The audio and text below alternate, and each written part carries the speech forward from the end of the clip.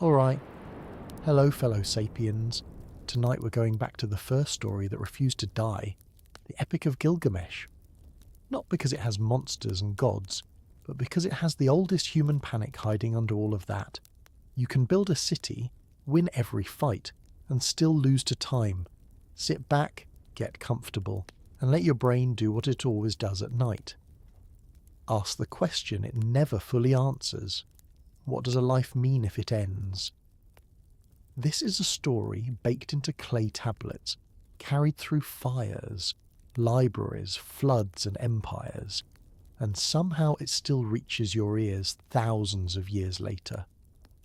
If you're in bed, driving, cooking, or just trying to quiet the noise, keep the volume low and let the walls of Uruk rise slowly in your mind. Because Gilgamesh doesn't start with a hero. It starts with a city trying to outlast its own people, and it ends with a man realizing the most brutal truth of all. Immortality isn't a gift, it's a misunderstanding. Now imagine this, a hero whose first miracle is not a monster slain, not a dragon's head lifted by the hair, but a wall. Picture a moment when the greatest proof of power is simply that a line of mud brick can keep its shape against a river that keeps trying to rewrite the land. That is a strange beginning for a story that later fills itself with demons, divine bulls, and journeys beyond the edge of the world. Yet the oldest surviving versions of the Gilgamesh tradition open with Uruk's built form, with its ramparts and its ordered spaces, as if the epic wants you to understand something before you meet its king. In the deep past of southern Mesopotamia, the difference between living and vanishing was often not bravery but maintenance. You did not merely fight enemies, you fought silt, you fought seepage, you fought the slow collapse of walls back into the same clay they came from. When the land is flat and the water moves where it pleases, the first heroic act is to persuade a city to hold still. We do not know for certain what any one historical ruler built with his own hands, or even what the earliest listeners pictured when they heard the name Gilgamesh. The figure behind the name may have been a king remembered from the early 3rd millennium before the Common Era, but the story that reaches us is literature shaped across many centuries, and literature has its own logic. What we can say, with real confidence, is that Uruk was not an invented stage. It was a genuine place of astonishing early urban scale, and it left behind physical evidence that still anchors the myth to a landscape you can map. Archaeologists working at the site known today as Waka have uncovered precincts, streets, canals, platforms, workshops, and administrative debris that speak of a city thinking in systems. Uruk in the late 4th millennium before the Common Era was part of a world where writing emerges not to preserve poetry, but to count grain, record rations, track labour, and stabilise obligations. In that sense, Uruk really can be treated as the epic's first character, because it has a biography written in layers of construction and rebuilding. A person dies once. A city dies in instalments. You can see those instalments in the stratigraphy. Bricks laid, bricks slumped, flood silts draped like blankets across abandoned floors, then new bricks set on top, as if forgetting is not a metaphor but a geological process. Southern Mesopotamia is a floodplain made by rivers that carry mountains in powdered form. The Tigris and Euphrates rise far to the north, and by the time their water spreads across the low country, it has slowed enough to drop what it carried. Fine silts, clays, salts, and organic debris. Over generations, that quiet deposition creates land that is fertile but unstable, generous but demanding, because the same flood that renews soil also erases boundaries. The evidence suggests that the earliest large settlements here were never simply built once and left alone. They had to be managed as living machines. Irrigation channels needed dredging, levees needed repair, Fields needed careful flushing to avoid salt accumulation that could poison productivity over time. The river itself could shift course, abandoning a canal system and leaving a neighbourhood stranded from water, or cutting a new channel that undermined a bank and gnawed at foundations. Even when floods were not catastrophic, they were persistent. The city existed in a negotiation with hydrology, and that negotiation shaped everything from labour schedules to household disease burdens. Where there is standing water and dense population, parasites and infections do not need mythic agency to spread. A floodplain can feed people in surplus, but it also creates an ecology where sickness travels easily and where failure to maintain waterworks can become a crisis faster than any invading army.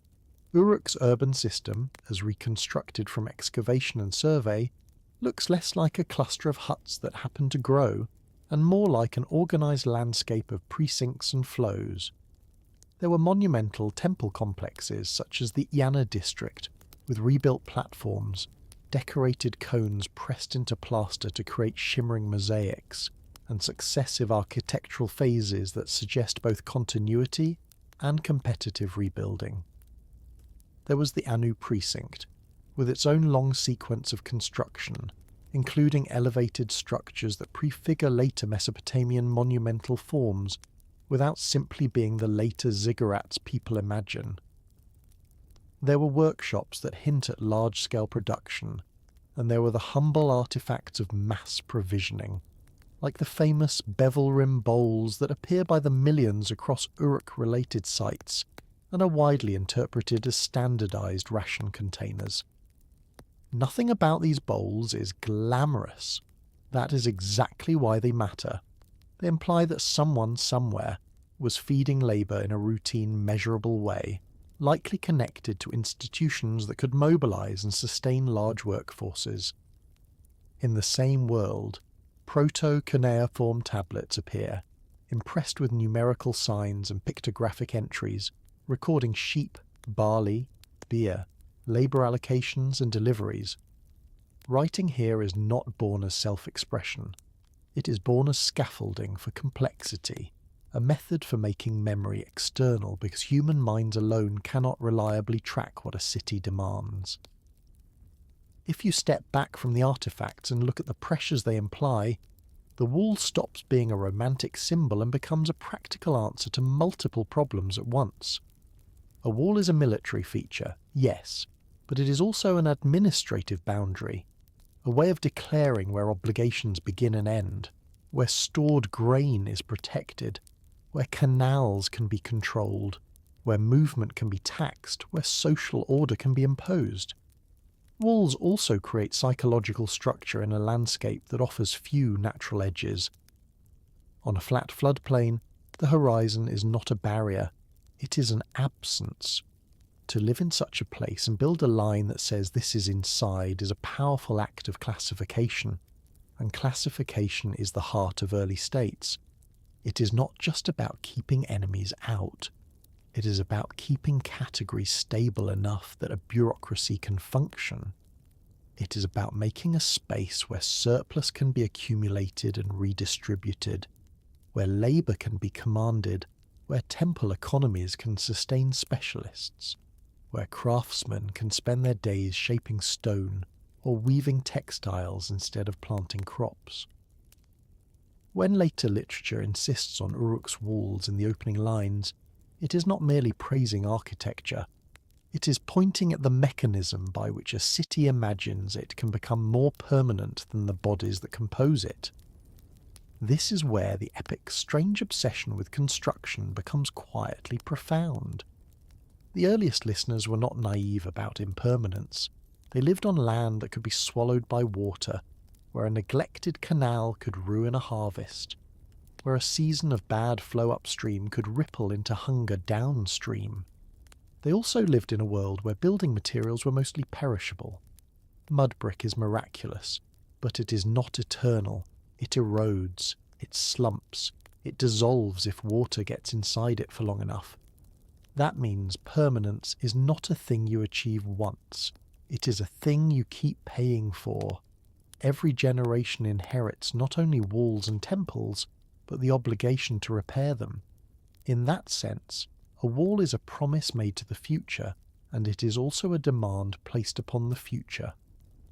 The epic's opening gesture toward Uruk's architecture can be read as a claim that the city has already solved the most basic human problem, how to make something last. But the archaeology suggests a harsher truth. Uruk lasted because it was constantly remade. Its permanence is built out of repeated acts of maintenance, not a single heroic day of construction. If immortality begins as masonry here, it begins as the most human kind of masonry, communal, repetitive, exhausting, and never finished. And that is the quiet paradox the river teaches. The floodplain gives you fertility, but it also gives you an eraser. The silt that feeds your barley also buries your footprints. The canal that brings water also brings disease and salt and the constant need for dredging. The clay that becomes your bricks also wants to return to mud. So the city becomes a machine that turns time into labour, because only labour can hold the line against the river's forgetting. This is why the wall matters more than a monster at the beginning of this story. A monster is dramatic, but a monster is rare. Silt is daily. Flooding is seasonal. Administrative failure is always nearby. The evidence suggests that early urbanism in southern Mesopotamia was a triumph not of aggression alone, but of organisation, scheduling, storage, and the disciplined repetition of tasks that do not feel heroic when you're doing them. When the epic tells you to look at Uruk's walls, it is inviting you to see the true scale of the human challenge, not how to defeat one enemy, but how to persuade a fragile environment to tolerate your permanence for one more generation. In Gilgamesh, immortality starts as masonry because the land itself keeps forgetting, and inside that built permanence, the story introduces a king who cannot stay contained.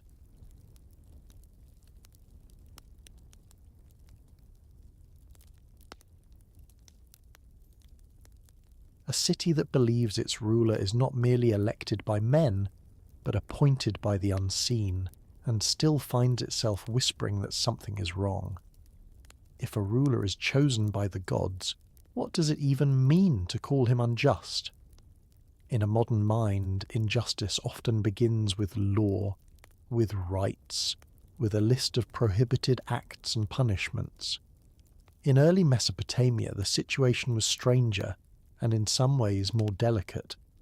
Authority did not rest primarily on a contract between citizens and king.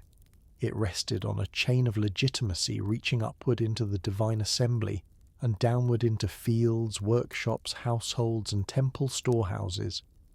A king could be described as the one granted kingship by the gods, and yet the people could still experience him as a pressure that warped ordinary life. The Epic of Gilgamesh begins close to that tension. It does not ask you to debate whether Gilgamesh is good or evil in a modern moral courtroom. It asks you to notice a different question. What happens when a human community must live under a force so concentrated that nothing within the city can answer it? We do not know for certain how any one historical king behaved, and we should be cautious about taking literary description as biography. But the epic's opening move is clear across the tablet tradition that survives. The community's voice matters.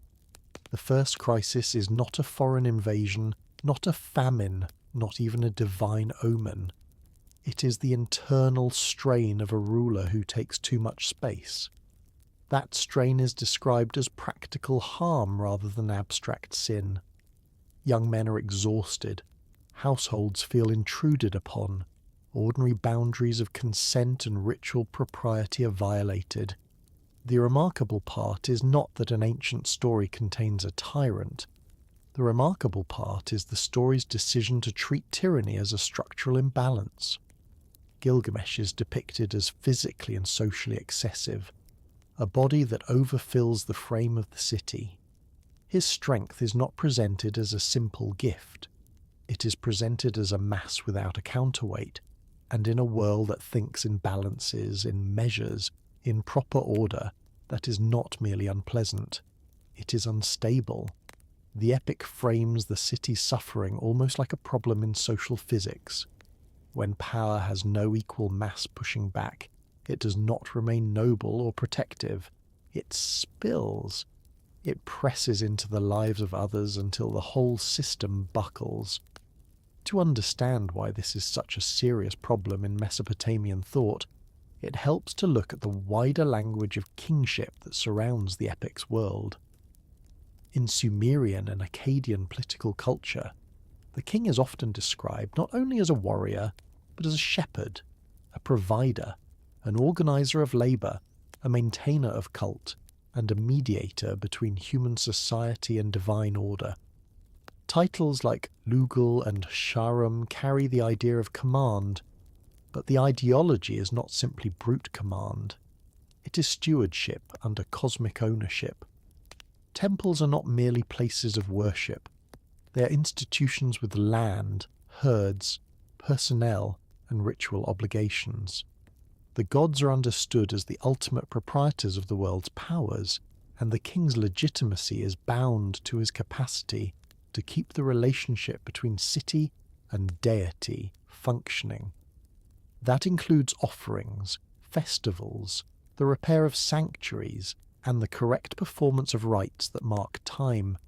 It also includes what later Mesopotamian kings will call establishing Kittim and Masharum, words often translated as truth, justice, or equity, though they carry a sense of proper order more than an abstract theory of rights. In royal hymns and proclamations from different periods, kings present themselves as those who make justice appear, who protect the widow and orphan, who set the land in order. We should not romanticize this. Ideology is not the same as lived experience, but ideology matters because it creates a standard the king can fail. If kingship is merely force, there is no contradiction when the king hurts people. If kingship is mediation and order, then the king who behaves like raw appetite becomes not only cruel, but cosmologically incorrect. This is why the epic's focus on the people's complaint is so important. The citizens of Uruk do not march into a parliament. They do not vote him out. The path available to them, as the story frames it, is prayer. They carry their grievance upward because the system itself says authority came downward. In the epic, the city speaks as a collective, as if the walls contain a single throat. That literary choice mirrors something real in Mesopotamian practice. The idea that divine attention can be sought through lament, supplication, and ritual speech when human mechanisms fail. In other genres, this logic appears in city laments, in prayers against disease, in petitions asking gods to notice that normal protections have broken. The epic compresses that logic into a political situation. The king has become the problem, so the people appeal beyond the king. This is not democratic in any modern sense, but it is not meaningless either. It is a form of accountability that runs through theology. When the epic has the people cry out, it is not only telling you that Gilgamesh is oppressive, it is showing you that a city can reach a point where its only counterforce is metaphysical. That is how concentrated power feels from below. It is too heavy for ordinary resistance, so the complaint travels into the sky. From there, the gods enter not as an excuse for fantasy, but as a narrative mechanism that makes social correction intelligible within that world view. If the king's authority is granted by gods, then the correction of kingship must also come through gods. The epic is careful in how it does this. It does not propose a legal reform. It does not introduce a council that limits the king's actions. Instead, it introduces an equal. The creation of Enkidu is a mythic event, but it is also the story's way of exploring a real political truth. A ruler who cannot be checked by any human institution will eventually be checked by something, whether it is rebellion, assassination, collapse, or the slow refusal of the population to cooperate. The epic stages that pressure as divine pity and divine engineering. Uruk forms Enkidu from clay, and the clay detail is not random ornament. In Mesopotamian creation motifs, clay is the material of made beings and made duties.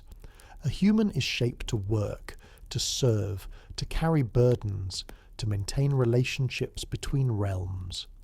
Enkidu is shaped as a counterbalance, a rival mass, the one presence that can stand in the king's path without instantly being crushed. In a sense, the gods do not punish Gilgamesh at first. They correct the physics. They add a weight to the system. This also explains why Gilgamesh is described the way he is.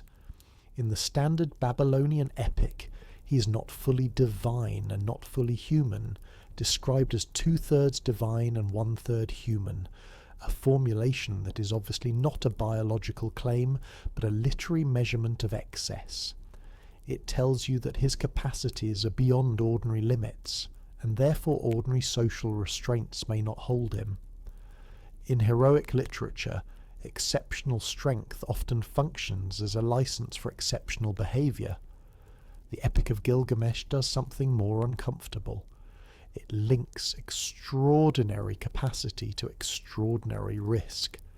Gilgamesh's greatness is not portrayed as cleanly admirable. It is portrayed as dangerous when it's not braided into social constraint. He is too strong, too entitled, too unanswerable. And because the epic is ancient, it does not explain this in the language of trauma or personality disorders or political theory. It explains it in the language of imbalance, a king whose power outpaces his self-control, a figure whose bodily superiority is paired with an ethical immaturity that the story treats as a civic emergency. That is why the solution is not a sermon. You do not lecture a storm into becoming gentle. You introduce a coastline. You introduce friction. You introduce something the storm must recognize. There is a quiet sophistication in that choice, and it is easy to miss if we read the epic only as mythic entertainment. Early literature in Mesopotamia often tests the limits of authority without turning into ideology, because it can admit a truth without proposing a modern remedy. The epic can say, with startling clarity, that divine legitimacy does not automatically produce humane outcomes. It can also say that a community can recognize harm even when it lacks the language of political rights. The citizens of Uruk do not need a constitution to know that a king who takes what he wants is corrosive. The epic does not begin by asking if Gilgamesh is evil. It begins by asking if unchecked force can ever stabilize, and it answers with a solution that is both mythic and deeply practical. If no law can restrain the strongest man in the city, then the only remaining option is to create a second force strong enough to meet him. The answer arrives not as a law, but as a second body.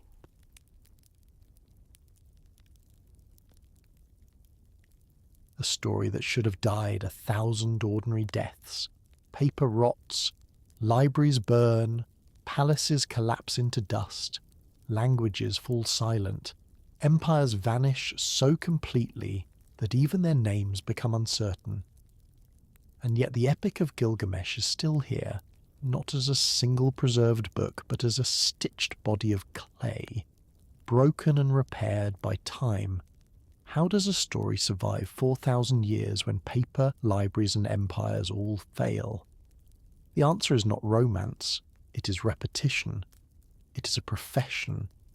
It is the quiet fact that in Mesopotamia writing was pressed into wet clay, dried, sometimes fired by accident, and then forgotten under rubble until someone, much later, found it again. The epic exists because scribes kept copying it, sometimes because it mattered to them, and sometimes because it was useful practice, like scales for a musician. Clay does not rot. It cracks, it shatters, it loses corners, it gets ground into fill, but the marks themselves can remain, wedge by wedge, long after the hand that made them is gone. We do not know for certain what the very first Gilgamesh stories sounded like when they were new.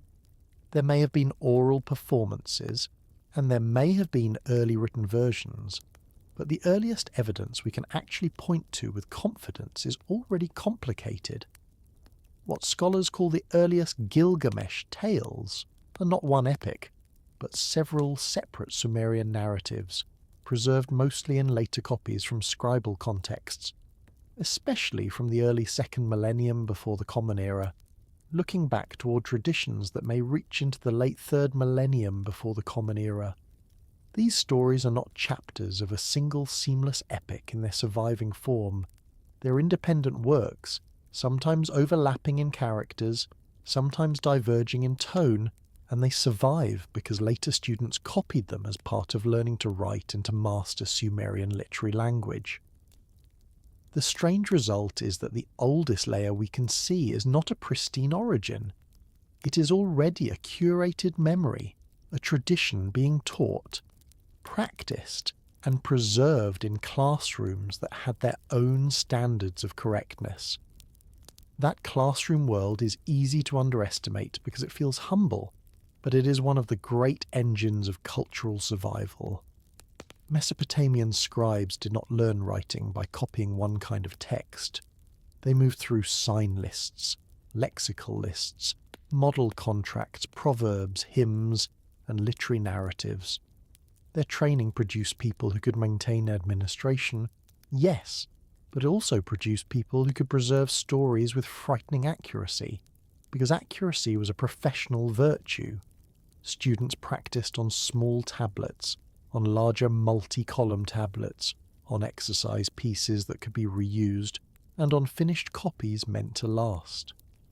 They learned Sumerian even when Akkadian was the main spoken language, because Sumerian retained prestige and ritual authority. Over time, that bilingual scribal culture created a pipeline through which older stories could be continually recopied into new centuries, even when their original social world had changed. Gilgamesh benefited from that pipeline. He became part of what you might call a scribal canon, a set of works worth knowing because they were beautiful, instructive, and culturally weighty. And because scribal culture was networked across cities, the story did not belong to one library or one dynasty. It belonged to the profession itself. At some point, the evidence suggests a shift from those separate Sumerian tales toward a more unified narrative in Akkadian, likely taking shape over the early second millennium before the Common Era. This is where the story begins to look more like what modern readers expect: a king, a wild man, a friendship, a quest, a confrontation with death. But even here, unified does not mean standardized. Early Akkadian versions differ in wording, in order, sometimes in emphasis. They can share scenes while handling them differently, the way different tellings of a known story can feel like cousins rather than clones. The epic is not a single invention that enters the world fully formed.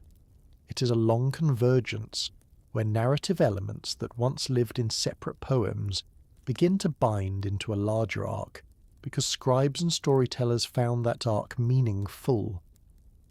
The oldest epic narrative we can reconstruct is therefore not the first telling, but the earliest surviving evidence of a telling that has already selected, combined, and shaped.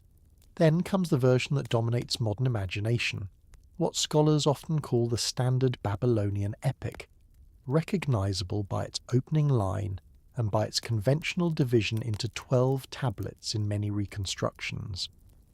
The crucial point, and it matters for intellectual honesty, is that this is not simply one author writing a book one day and sending it out into the world.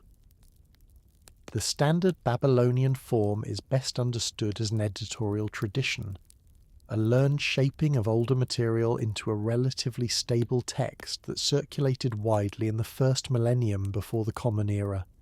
Later, Mesopotamian tradition associated this editorial work with a scholar whose name survives, But even that association should be held gently.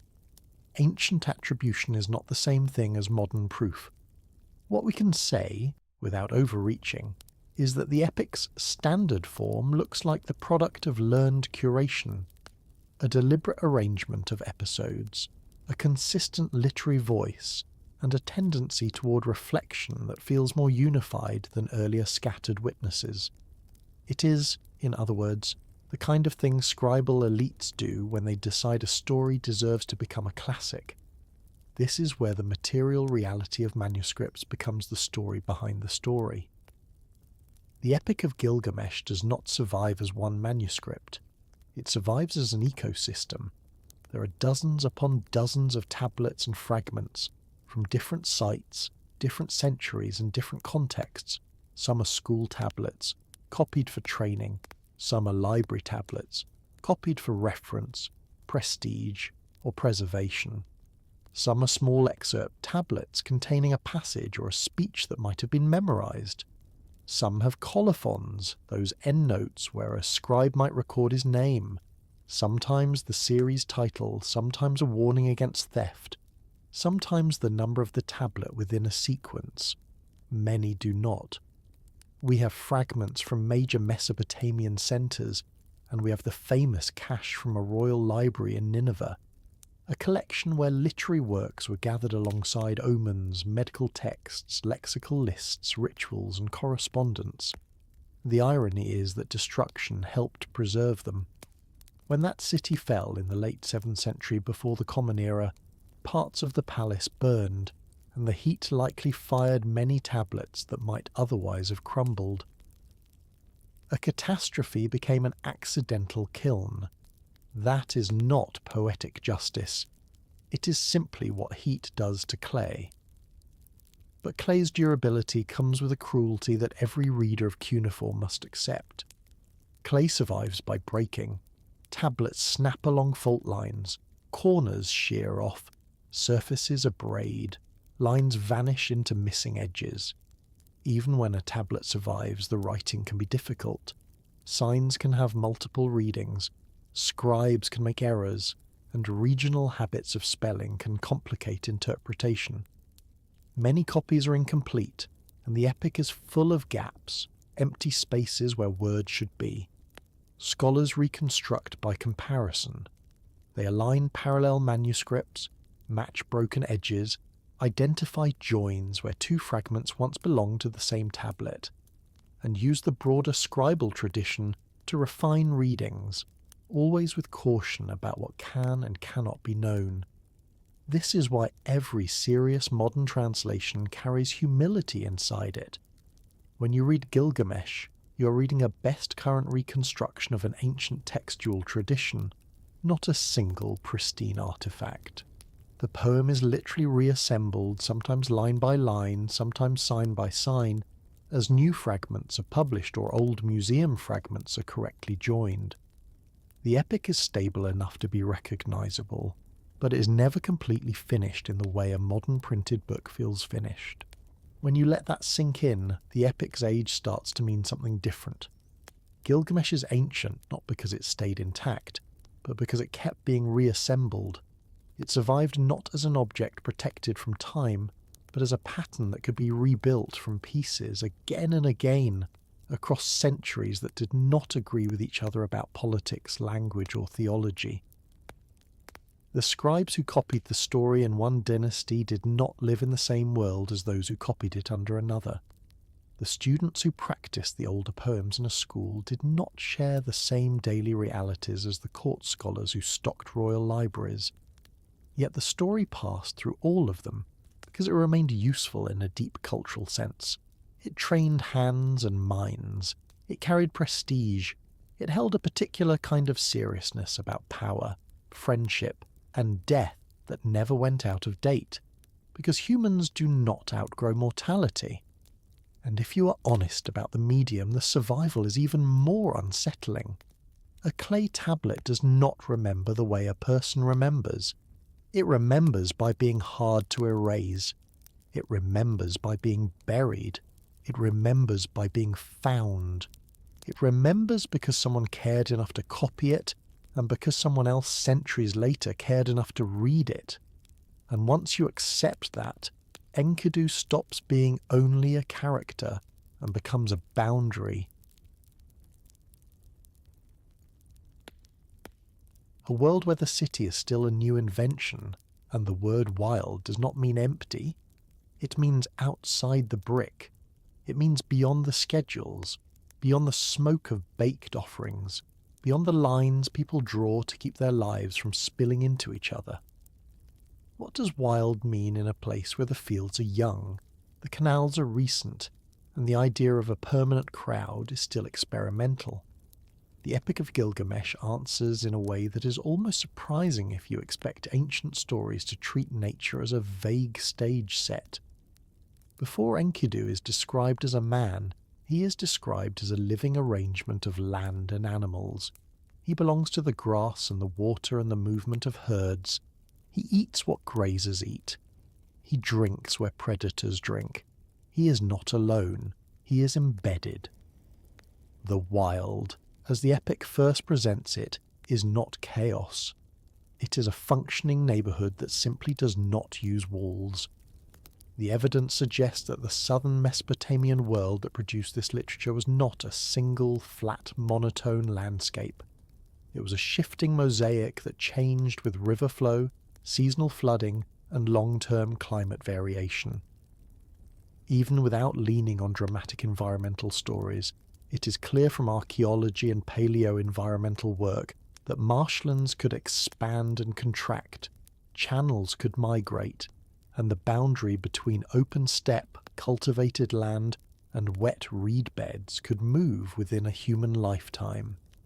Around cities there would have been zones that were neither fully urban nor fully controlled.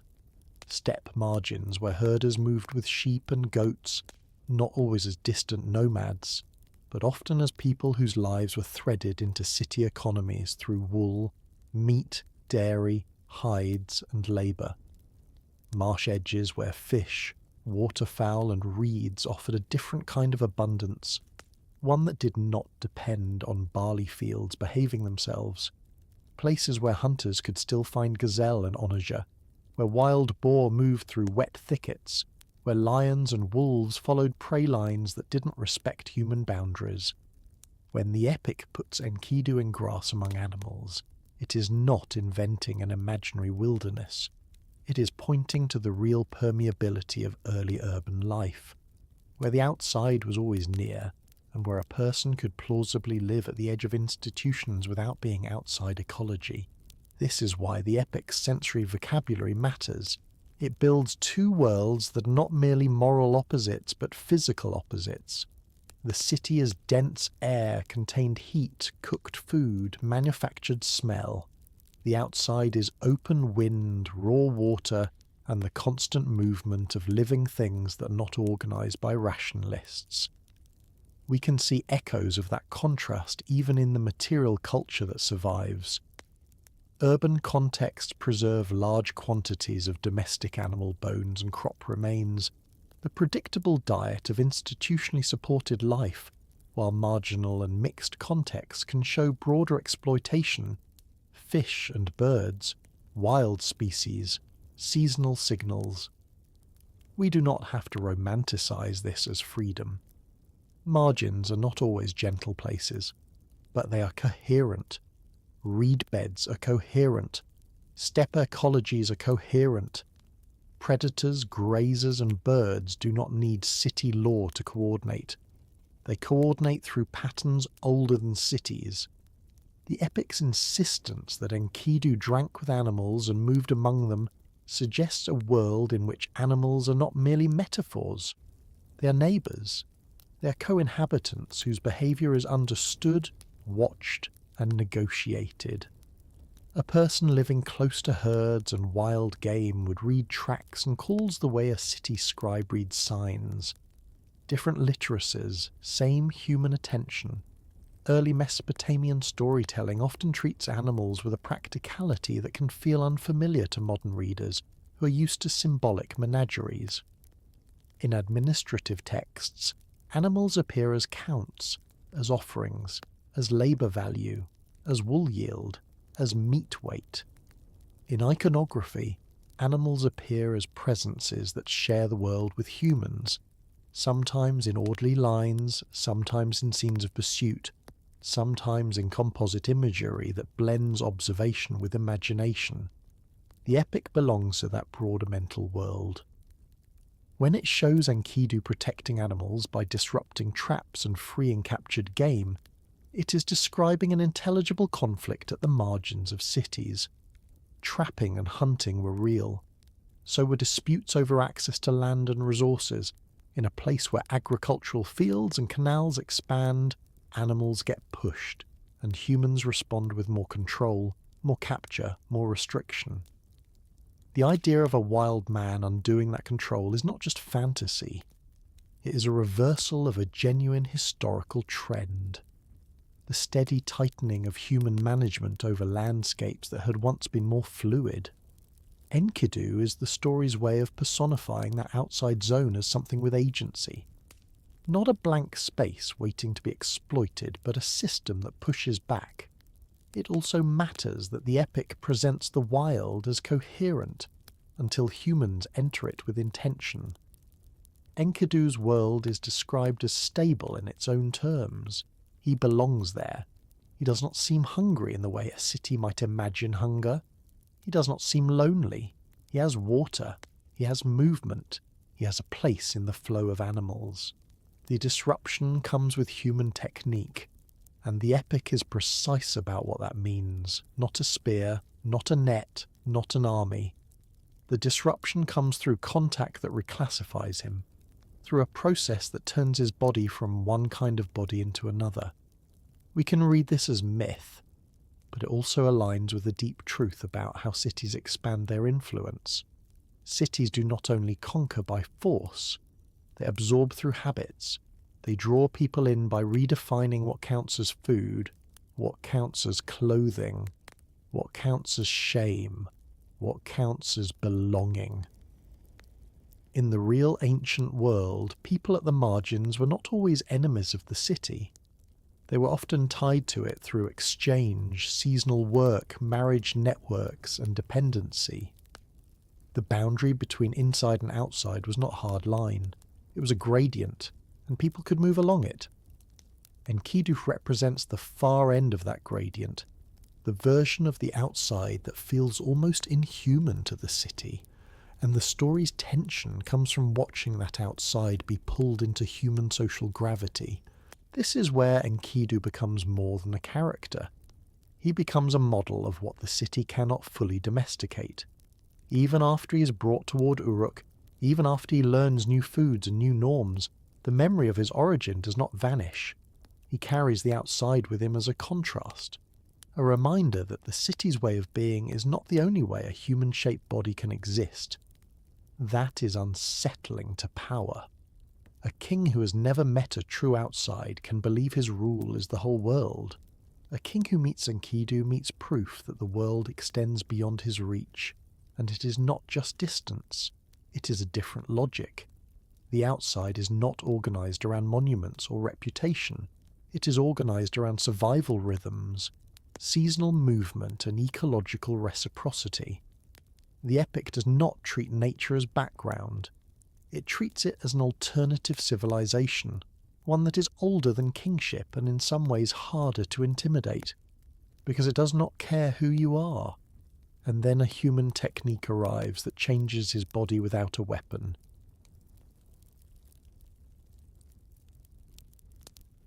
You can be civilized in a week, not gradually, not across childhood, not through laws and schools and generations, but in a short, contained span of days. If you can be civilized in a week, what exactly is civilization made of? The Epic of Gilgamesh answers with a sequence so practical it almost feels like an experiment. It does not begin by teaching Enkidu theology or giving him a constitution. It begins by changing what his body does in the presence of another person, and then it changes what his mouth accepts, and then it changes what his skin is allowed to show, and then it changes what words can mean. The epic treats this as a turning of keys one after another, until the same creature who drank at a river beside animals suddenly experiences hunger differently, time differently, and other people not as distant noise but as a world he must enter. It is tempting to read this as simple, mythic seduction. But the deeper mechanism underneath it is recognisably social and material. Civilization is not introduced as an idea. It arrives as a chain of practices.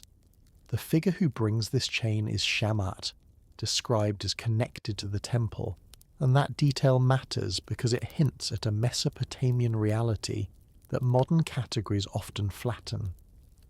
In many ancient societies, sexuality, ritual, fertility language, and institutional religion were not neatly separated into private and sacred boxes.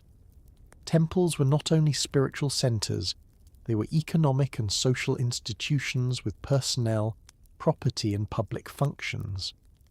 The evidence from texts across Mesopotamian history shows a wide range of roles for women attached to temples, some clearly administrative, some musical, some ritual, some elite, some subordinate, and the terminology is complex enough that we should be careful about translating everything into modern assumptions. What the epic does, in its own language, is place Shamat at the intersection of desire and institution, as if the city is reaching outward with a human technique that is softer than a spear and more effective than a net. She does not drag Enkidu by force, she reorients him, and the story insists on the length of the encounter, not to titillate, but to emphasize duration, repetition, and transformation through sustained contact. Whatever one thinks the original audience imagined, the narrative logic is clear. This is not a single moment, it is a process, and the process changes him. After that process, the epic describes a cascade of changes that are almost embarrassingly concrete. First comes a new kind of awareness, often translated as shame, or understanding, or self-consciousness, depending on how a line is reconstructed and read. The point is not a moral lecture. The point is that Enkidu's relationship to his own body shifts. The animals no longer respond to him the same way, and he no longer moves through the world with the same unbroken belonging. That loss is the first cost of becoming human in the epic, and it is delivered without poetry. Then comes clothing, which seems simple until you remember what clothing is in early cities. Cloth is labour made visible. It is fibre harvested, cleaned, spun, woven, and maintained. A chain of skilled work that ties a body into household economies and institutional production. To clothe Enkidu is to pull him into a world of manufactured surfaces, where the body is no longer only biological but social, marked by modesty, status, and belonging. Then comes bread and beer, and the epic's choice of these foods is almost a summary of early Mesopotamian life. Bread represents grain agriculture and the discipline of planting, harvesting, storage, milling, and baking. Beer represents fermentation, controlled transformation, and the social habit of drinking together, often from shared vessels, often in settings that establish hierarchy and community. In administrative records, bread and beer appear again and again as rations, as wages, as offerings, as the ordinary fuel of institutional life. The epic makes them the fuel of a new identity. Enkidu eats, drinks, and the world reorganizes around his stomach and his schedule. It is worth noticing what is missing. No one tells him, "Here is the philosophy of the city." No god descends to explain ethics. The city's values enter through habits, not sermons. The epic is quietly honest about how cultures actually reproduce themselves. They do it through embodied routines that feel normal once you're inside them.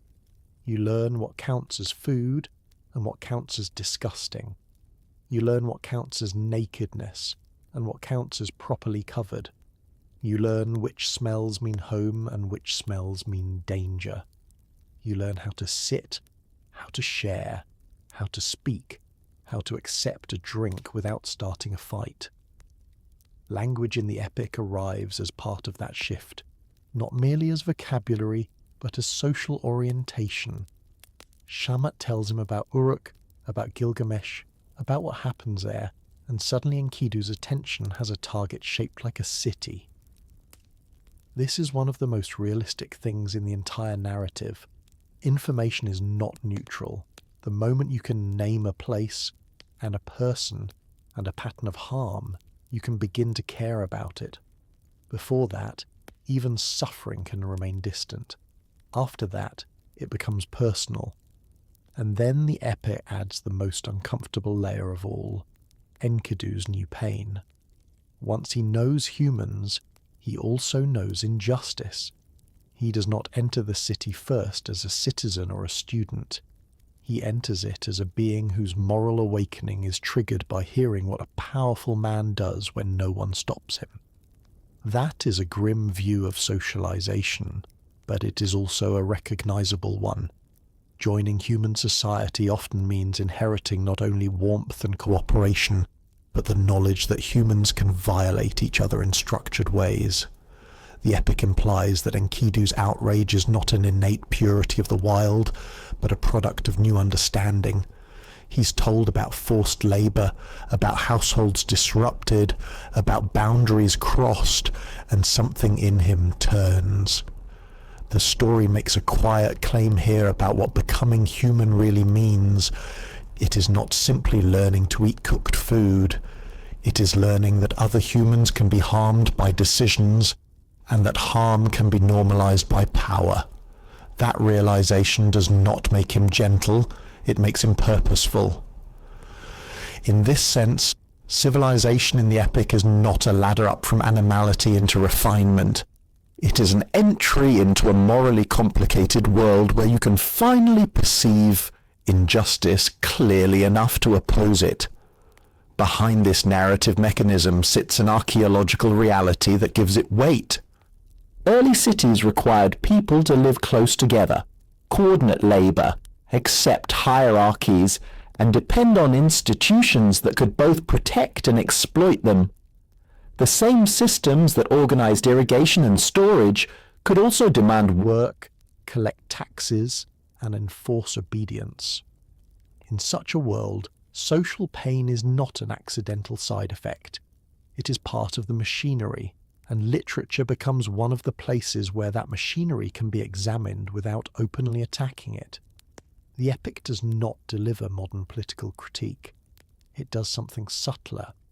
It shows you the threshold where a person begins to see society as society, not just as noise, and that threshold is crossed through intimate contact, food, clothing, and speech.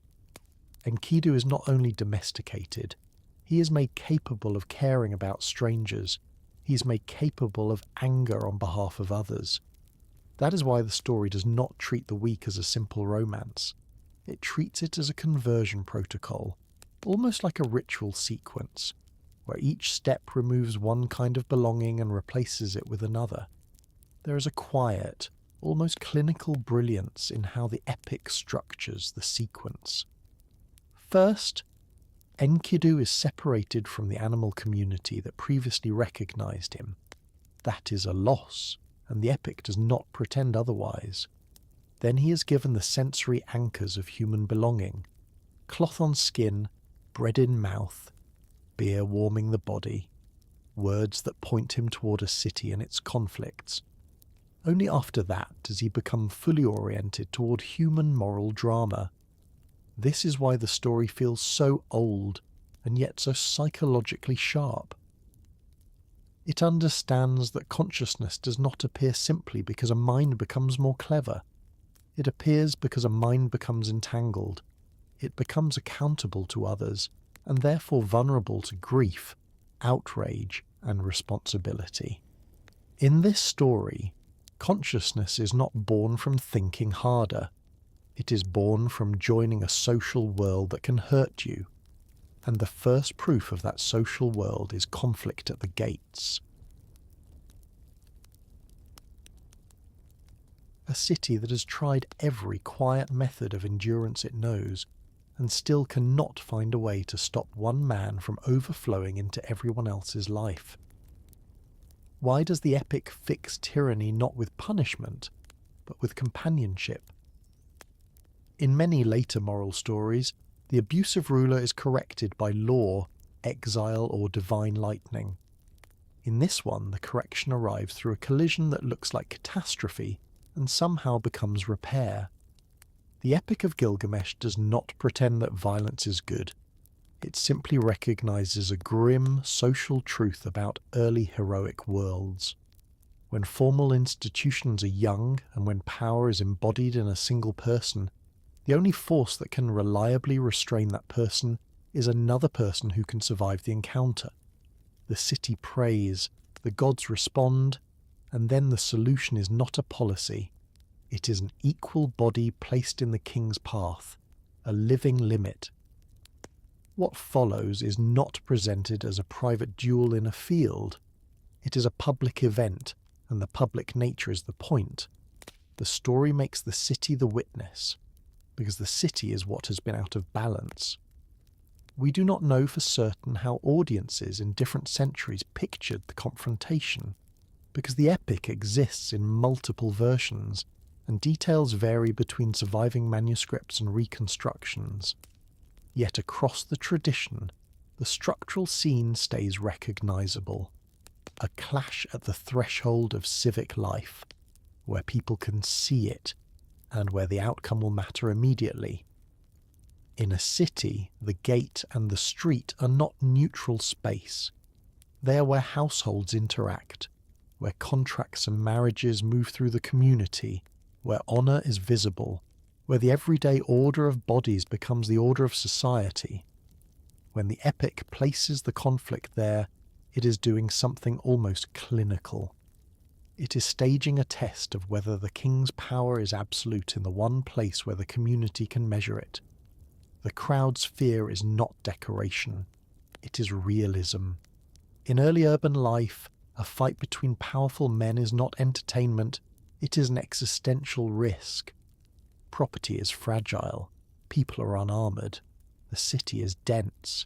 Even a small brawl can turn lethal in a narrow street. The epic uses that density as pressure.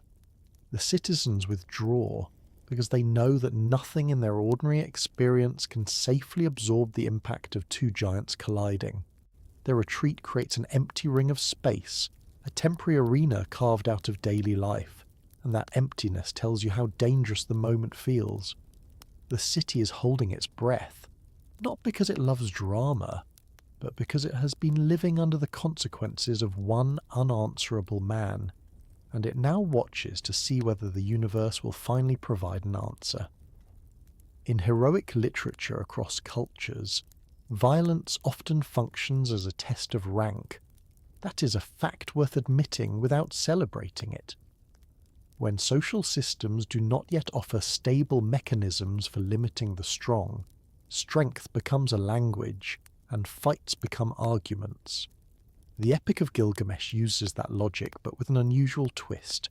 It frames the fight not as a simple contest for dominance, but as a negotiation of limits. Enkidu is not trying to seize the throne. Gilgamesh is not trying to defend the city from invasion. The conflict is about boundaries, the kinds of boundaries that keep a community habitable, whose body can enter, whose household, whose desire can override whose ritual, whose status can rewrite the rules that protect ordinary people. In that sense, the fight is a social argument translated into muscle, because the only language the king has consistently respected so far is force. The epic does not romanticize this. It emphasizes duration and intensity, not to glorify it, but to show that the outcome is not predetermined. For the first time, Gilgamesh meets resistance that does not immediately shatter. For the first time, Enkidu meets a human presence as relentless as the wild patterns he once navigated. Each discovers the other's reality through impact. This is not an ethical lecture. It is the ancient way of establishing equality. because equality in such a world is proven by survival. The most important moment is not the first blow, it is the pivot that follows. The epic performs a narrative reversal so sharply that it almost feels like the story itself changes species. Rivalry becomes mutual recognition. Instead of one man becoming the other's subordinate, both men become each other's proof. Gilgamesh is not corrected by humiliation. Enkidu is not corrected by domestication. They meet, and in meeting they create a symmetry the city did not previously have. This is why the epic solution is so psychologically strange and in a hard way so believable. A tyrant who has no equal is trapped in his own echo. Every demand returns as obedience or silence, and silence becomes permission. An equal breaks the echo. An equal makes resistance possible without rebellion, because the resistance is embodied in one figure who can stand close enough to the king to be heard. The epic describes their embrace, their bond, their sudden friendship, and it can sound almost too neat if you read it quickly. But if you read it as a statement about power, it becomes more unsettling and more honest. The king becomes more just, not because he has learned virtue in the abstract, but because his world now contains a person whose presence changes what behaviour is possible. A man who has always been alone at the top can finally experience constraint that does not feel like weakness. It feels like balance. This friendship then becomes the story's structural engine, and the epic knows it. Before Enkidu, Gilgamesh's energy turns inward and downward into the city, into the abuse of those beneath him. After Enkidu, that energy turns outward. Suddenly the narrative can move into danger without collapsing into simple brutality, because the pair can act as a unit, and a unit can justify leaving home. Many ancient heroic traditions understand companionship as a stabilizer of violence. A lone strong man tends to become predatory or self-destructive, because nothing interrupts his momentum. A bonded pair creates accountability. Even if they do reckless things, they do them with a shared gaze, a shared memory, a shared sense of consequence. This is not a modern therapeutic idea. It is an old literary recognition that social bonds can civilize force by giving it a witness it respects. In the epic, the friendship is not sentimental decoration. It is the mechanism by which the king becomes governable. The city's imbalance restabilizes through symmetry, not obedience. People do not suddenly become empowered. Institutions do not suddenly mature. The repair happens because the strongest man finally has a mirror, and mirrors, even in myth, are difficult to ignore. There is also a quiet political insight here that the epic does not need to announce. A ruler changes because he is no longer alone. That is a different claim than a ruler changes because he is threatened. Threat can produce cruelty, paranoia, and performative repression. Companionship can produce something else, the possibility of self-recognition. When a person with power has never been forced to imagine himself from the outside, he can mistake his own impulses for reality. A companion who can disagree, who can fight, who can endure, becomes a living perspective that power cannot easily dismiss. Enkidu is not the people, and he does not represent democratic correction. But he does represent a boundary that the king must negotiate with, and negotiation is already an improvement over extraction. This may be one reason the epic has remained so durable in human culture. It is not only a story about death and quests, it is a story about how force becomes human enough to coexist with others. The epic suggests that power becomes sane only when it has a mirror, and once the pair exists, the story needs a frontier big enough to justify them. And once the pair exists, the story needs a frontier big enough to justify them.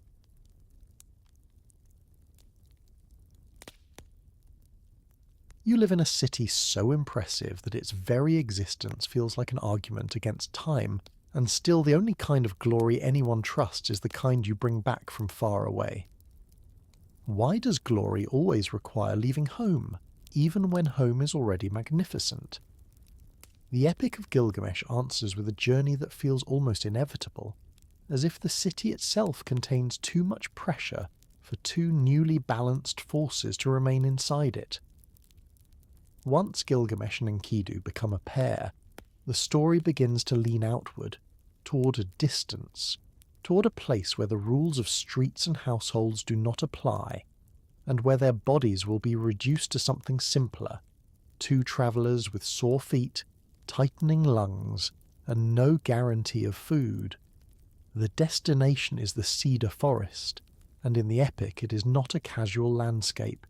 It is the imagined edge of the known world, the place where resources, fear, and the divine overlap, where something valuable is guarded not merely by a monster, but by the idea that certain materials are not meant to be taken without consequence. The moment the heroes decide to go there, the story shifts from civic tension to geographic tension. The city is no longer the problem. The world becomes the problem. We do not know for certain which real roots or real forests a listener in any given century pictured when they heard Cedar. The epic is literature, and its geographies are partly symbolic, partly informed by trade knowledge, and partly shaped by the human habit of placing danger at the horizon. But the underlying logic is anchored in a real economic fact that any Mesopotamian audience would have understood in their bones. Southern Mesopotamia is rich in silt, reeds, clay, and grain potential, but it's not rich in big timber. The floodplain can give you straight reeds for mats and boats, date palm for some construction and fuel, and small woods along channels, but not the massive resinous straight trunks that make long beams, heavy doors, roofs that span wide halls, and ships that can handle distance. If you want that kind of wood, you import it. You negotiate for it. You send caravans and boats, and labour and silver and textiles outward to places where trees grow tall and dense. Cedars, especially the famous cedars of the Levantine mountains, became one of those prestige materials, not because wood is inherently sacred, but because scarcity turns building into a statement. A temple roof made with imported beams is not only architecture, it is a visible trace of far-reaching connections, of power that can reach beyond the horizon and return with something the local land cannot provide. That is why the cedar forest in the epic is not just scenery. It is a resource frontier rendered as myth. In the historical record, we can see how often rulers boast about acquiring timber from distant mountains. Royal inscriptions from various periods speak of bringing down great trees, transporting them over long distances and using them for monumental construction. Even when the details are stylized, the recurring theme is consistent. The king who can obtain rare materials proves that his authority is not limited to the edges of his fields. Timber in this context is not merely practical, it is geopolitical. It is the physical evidence that a city's influence can extend into lands with different ecologies and different peoples. When the epic makes the forest a place of danger, it is also acknowledging that resource extraction is never neutral. The further you go from home, the more you step into someone else's world, whether that someone is another human community, a different set of gods, or simply a landscape that does not care if you survive. In that sense, the cedar is valuable twice. It can become a beam, it can also become a story. Travel itself is the epic's first real technology of transformation after companionship, and it works on the body in a way no city ritual can imitate. The farther the heroes go, the more the world stops behaving like a human neighbourhood. Days become longer than expected. Water tastes different. Nights turn colder as altitude shifts. The ground changes underfoot from familiar flat paths to rock, slope, and forest soil that holds sound in unfamiliar ways. Fatigue accumulates in the joints and in the mind, and the mind, when it is exhausted, becomes honest. You cannot maintain a heroic self-image as easily when your mouth is dry and your legs tremble. In many ancient travel narratives, the road is where identity loosens. It is where a person's ordinary protections fall away, and where dreams, omens and fears can begin to intrude, because the body no longer feels buffered by routine. The Epic of Gilgamesh uses that psychology quietly. The road is not a montage of triumph. It is a gradual stripping. Each step away from Uruk reduces the hero's social power and increases the world's physical power. The journey matters because it makes even the strongest men experience scale, and scale is the one force that never negotiates.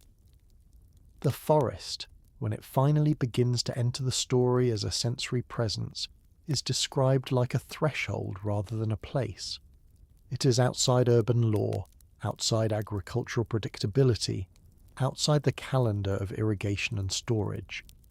In the city you can count on certain rhythms, markets, work crews, temple days, meals, gates closing, crowds forming. In cultivated land, you can at least understand what you're depending on. Water flow, planting time, harvest timing, the hard arithmetic of grain. A forest is different. A forest is not built around human need, and in the southern Mesopotamian imagination, it could feel like a different kind of order, one that is coherent but not readable in the same way. The epic's sensory escalation captures this. Shade becomes heavy, air thickens with resin scent. Silence becomes suspicious, not because the forest is truly silent, but because its sounds are not the sounds of human activity. Even the light changes, fractured through branches rather than spread across open plain. The heroes, who were recently the centre of a city's attention, now feel like intruders. The feeling of trespass is not just moral, it is physical. You can sense when you are in a place that does not expect you, where paths are not made for feet, where you must push through growth rather than walk along a cleared line. The epic understands that the first weapon of an unfamiliar landscape is disorientation. This is also why, far away, is where mortality first starts whispering, even before anyone dies. At home, death is a concept you can hold at arm's length if you are powerful. In a city, power can surround itself with servants, with supplies, with healers, with walls, with rituals that make life feel managed. On the road, the body is exposed to chance in a direct way, and chance is one of the oldest teachers of mortality. A twisted ankle in the wrong place can become fatal. A wrong turn can become starvation. A sudden storm can turn a confident plan into panic. The epic does not need to list these threats explicitly, because any ancient listener would have known them. Long-distance travel in the ancient Near East was possible and common for traders, messengers and officials, but it was never trivial. It demanded planning, knowledge of routes, negotiation with local communities, and acceptance that something could go wrong without warning.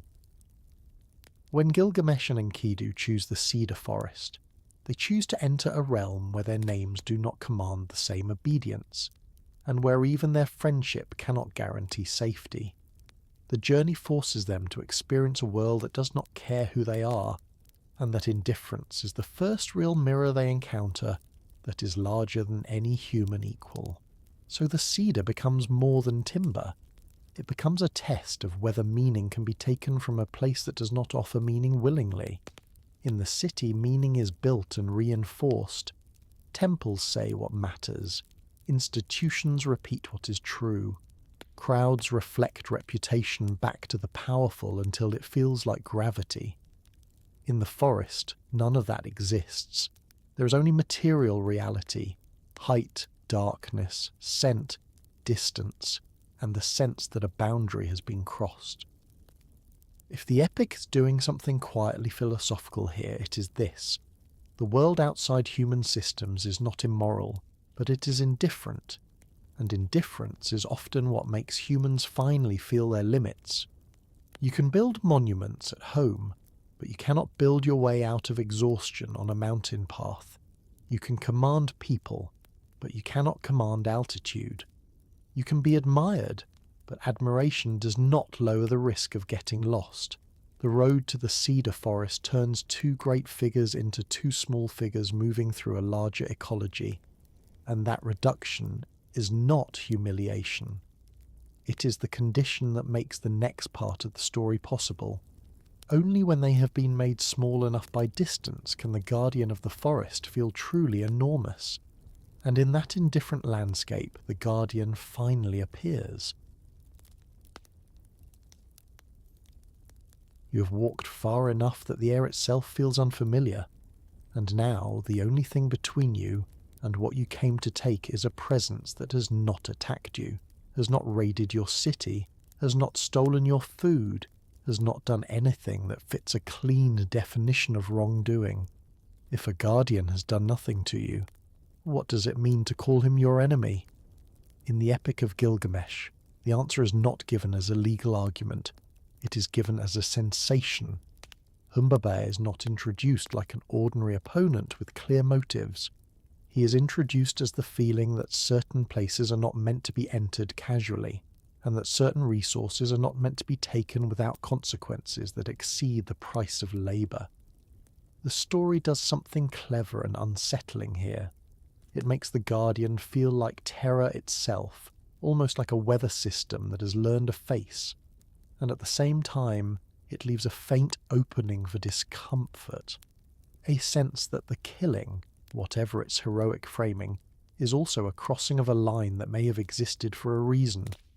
We do not know for certain how early listeners pictured Humbaba's appearance, because the epic survives in versions that differ in detail, and the creature's features live partly in language that is designed to overwhelm rather than to anatomically specify.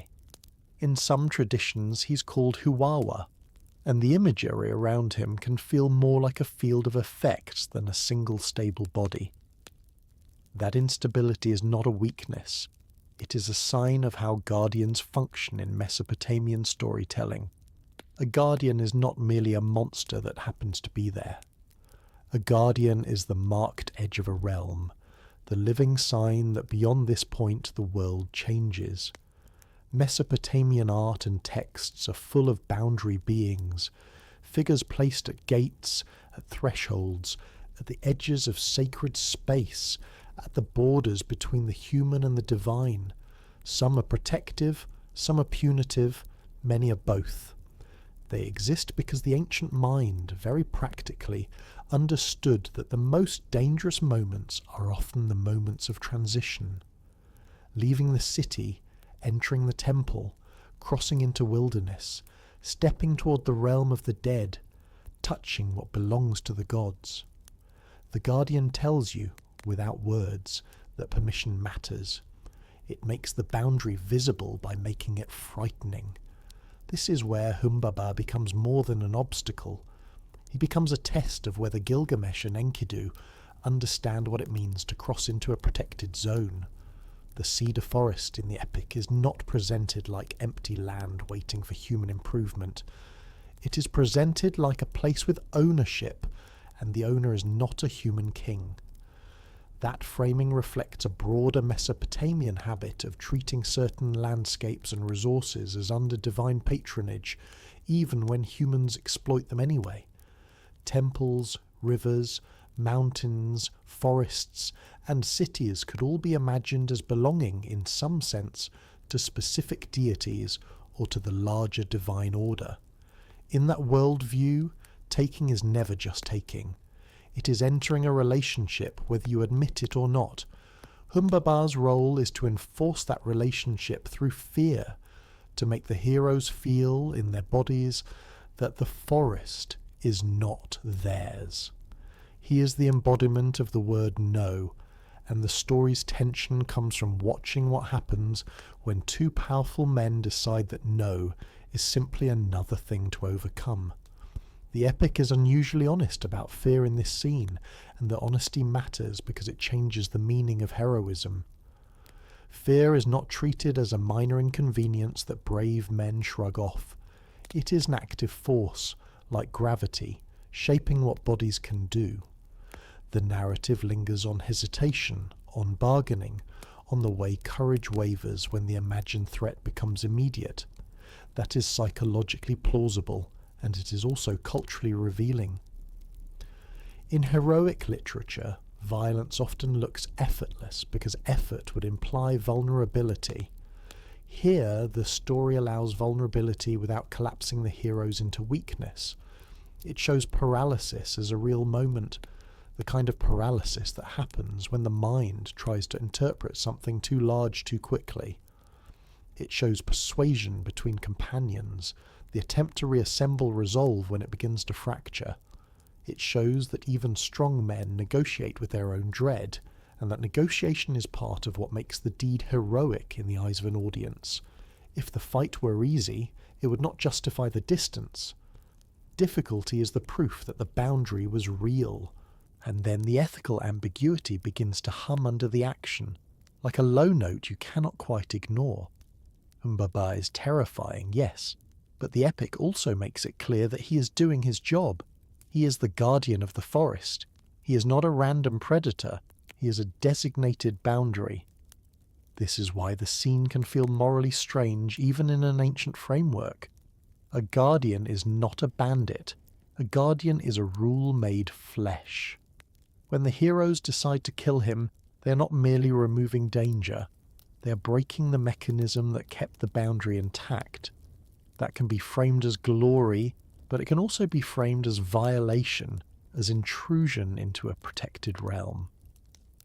The epic does not resolve this neatly. It allows the discomfort to exist alongside the triumph. It allows Humbaba to plead in some versions, to bargain for mercy, to offer submission, to speak in ways that humanize him just enough to make the killing feel less like clean justice and more like a choice. That choice is the moral core of the scene. The heroes are not forced to kill by immediate self-defense alone. They kill to complete the act of taking, to secure the resource, to make sure the boundary cannot rise again behind them. In that sense, the act is not only combat, it is extraction made permanent. This is where the curse matters, and why curses in Mesopotamian literature often feel less like revenge and more like law. A curse is not merely an angry sentence spoken by a dying creature. It is the narrative mechanism that turns an ethical violation into a future that must be paid for. In a world where divine order is assumed to be real, consequences do not need to be personal, they can be structural. The curse functions like prophecy because it is framed as a natural result of crossing a line. The way stepping into a river current produces downstream consequences, whether the river loves you or not. The epic uses this logic to make violence costly in a way that cannot be escaped by celebration. Even if the heroes return with Cedar, even if they are praised, even if the city admires them, the story plants a seed that the cosmos has taken note. This is not modern guilt. It is an older, colder concept. Imbalance. You have done something that changes the shape of the world, and the world will respond. The response does not have to look like a moral sermon. It can look like loss that arrives later, attached to the deed as if by invisible cord. The god's displeasure, in this segment of the epic, functions exactly like that. It is not merely that the gods are petty or offended that humans won. It is that the story insists there are realms under protection, and that crossing into these realms has a metaphysical cost. The divine reaction becomes a way of saying that the boundary mattered. If nothing pushed back, then the guardian would have been only a frightening animal, and the forest would have been only a warehouse of timber. By making the gods respond, the epic turns the forest back into a moral geography. The cosmos pushes back when lines are crossed. That pushback does not always come immediately. It often comes through delayed consequence, through the slow turning of fortune, through illness, through grief, through the unravelling of what seemed stable. In that sense, the epic treats violence as power, but it never lets it be free of cost. The triumph is real, and so is the stain, and the story is mature enough to let both exist in the same breath. If you listen closely, this is also where mortality begins to sharpen into something more than an abstract fear. Not because anyone has died yet in this scene, but because the heroes have now encountered a boundary that is not merely physical. They have encountered the idea that the world contains protected limits, and that breaking those limits invites consequences that strength cannot simply punch away. That realization is subtle, and it is part of what makes the epic endure. It does not teach that courage is pointless. It teaches that courage is not a magic exemption from consequence. It teaches that crossing into forbidden zones may win you materials and fame, but it also changes your relationship with the cosmos, and that relationship will eventually be renegotiated in pain. The death of Humbaba is therefore not a clean victory over evil. It is a moment when two men decide that the boundary can be removed, and the story immediately begins preparing you for the idea that removing boundaries is rarely free. The Cedar will travel back to the city, and the heroes will be celebrated, but the narrative has already tilted. Something has been done that cannot be undone, and now the cost will have to find a place to land. And the cost grows sharper when the story returns to the city and desire enters the room. A story so famous that people can quote its themes without knowing its language, and yet the story itself is still missing pieces, like a mural with whole faces rubbed away by time. How can a story be world famous and still incomplete? The strange answer is that the Epic of Gilgamesh is not one object. It is an accumulation of objects, scattered across centuries, and most of those objects are broken. What we call the Epic is a moving target made of clay fragments, museum drawers, field notebooks, hand copies, photographs, and long arguments about whether a single wedge leans left or right. Even when the plot feels familiar, the physical evidence under it is often jagged. Tablet V, the Cedar Forest episode, is a perfect example because it sits at the intersection of everything that makes the epic feel cinematic and everything that makes the epic hard to know. It is the moment of travel, threshold, and the killing of a guardian, the kind of scene that people retell as if it were a clean chapter in a book. But the reality, as the evidence suggests, is that parts of this tablet have been heavily reconstructed from gaps, joins, and parallel manuscripts, and those reconstructions have changed as scholarship has changed. In other words, you can watch the epic become itself in slow motion, not in antiquity, but in modern reading rooms. The revelation here is not just that new fragments sometimes appear, though they do, but that the meaning of scenes can shift when a few lines are recovered or a sequence is corrected.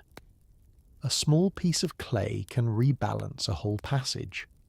In the early 21st century of the Common Era, a tablet fragment associated with tablet Five, acquired by the Suleymaniye Museum, along with other antiquities, became one of those moments where the ground under a familiar text moved.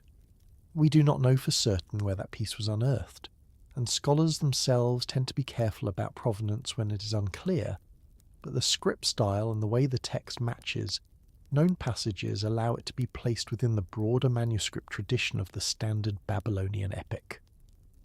What made this fragment so consequential was not merely that it contained recognizable lines, but that it duplicated, overlapped, and extended parts of Tablet 5 in ways that allowed scholars to confirm ordering and fill gaps between previously known pieces.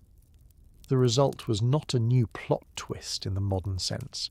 It was a retexturing of the scene, a thickening of the forest itself, and a subtle change in how Humbaba feels on the page.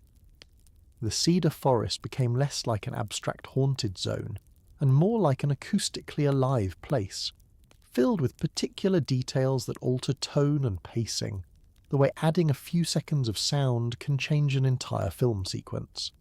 This is where it helps to understand what it means to say a tablet is reconstructed. Reconstruction is not guesswork in the casual sense, and it is not a mystical act of bringing the past back. It is disciplined kind of comparison. Assyriologists work sign by sign, and each sign is built from wedges that can be damaged, smudged, or partially preserved. A broken corner might still show the tail of one wedge, just enough to rule out 5 possibilities and leave 2. A line might be readable but ambiguous, because 2 words can share similar sign sequences depending on context. The scholar has to hold many kinds of evidence at once: the physical shape of the sign, the grammar of Akkadian or Sumerian, the typical phrasing of a particular version of the epic, and the way parallel manuscripts handle the same moment. Often, a damaged passage is approached by placing it beside other copies, because the epic survived not as a single master tablet, but as a tradition copied across regions and centuries. A parallel does not always match perfectly, and that is part of the challenge. Scribal habits differ. Some copies abbreviate, some expand, some preserve older phrasing. Sometimes a copyist makes an error and another copy preserves the better reading. Reconstruction becomes a kind of controlled triangulation, where each manuscript is treated like a witness with strengths and weaknesses. When a new fragment overlaps with known pieces, it can function like a missing corner of a jigsaw that suddenly proves which pieces actually fit together. What new lines can change is not trivial. Even when nothing fundamental about the story changes, they can change how quickly a scene moves, how much a character hesitates, how the setting breathes, and how a moral atmosphere is felt rather than stated. In the case of Tablet Phi, some of the recovered or clarified lines extend the description of the cedar forest in a way that is rare for Babylonian narrative poetry, because landscape is not always lingered on with this kind of sensory attention. The forest becomes not only a place of fear, but a place of richness, scent, and sound. Details of resin, aromatic sap, and the strange liveliness of the environment push the scene away from pure combat staging and into something closer to trespass in a living world. This matters because it subtly reframes why Humbaba is terrifying. He's not only an ogre waiting in emptiness, he's the guardian of a realm that is busy, noisy, and full of life that does not belong to the city. When a fragment adds even a few lines about what the heroes see and hear, the Guardian's role changes from being a simple obstacle to being part of an ecological court, a kind of ruler entertained by the forest's own orchestra.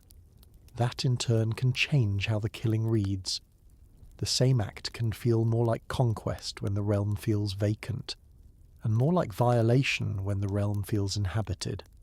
There's also a quieter kind of change that new lines can bring, and it is the kind that makes careful readers feel uneasy in a productive way.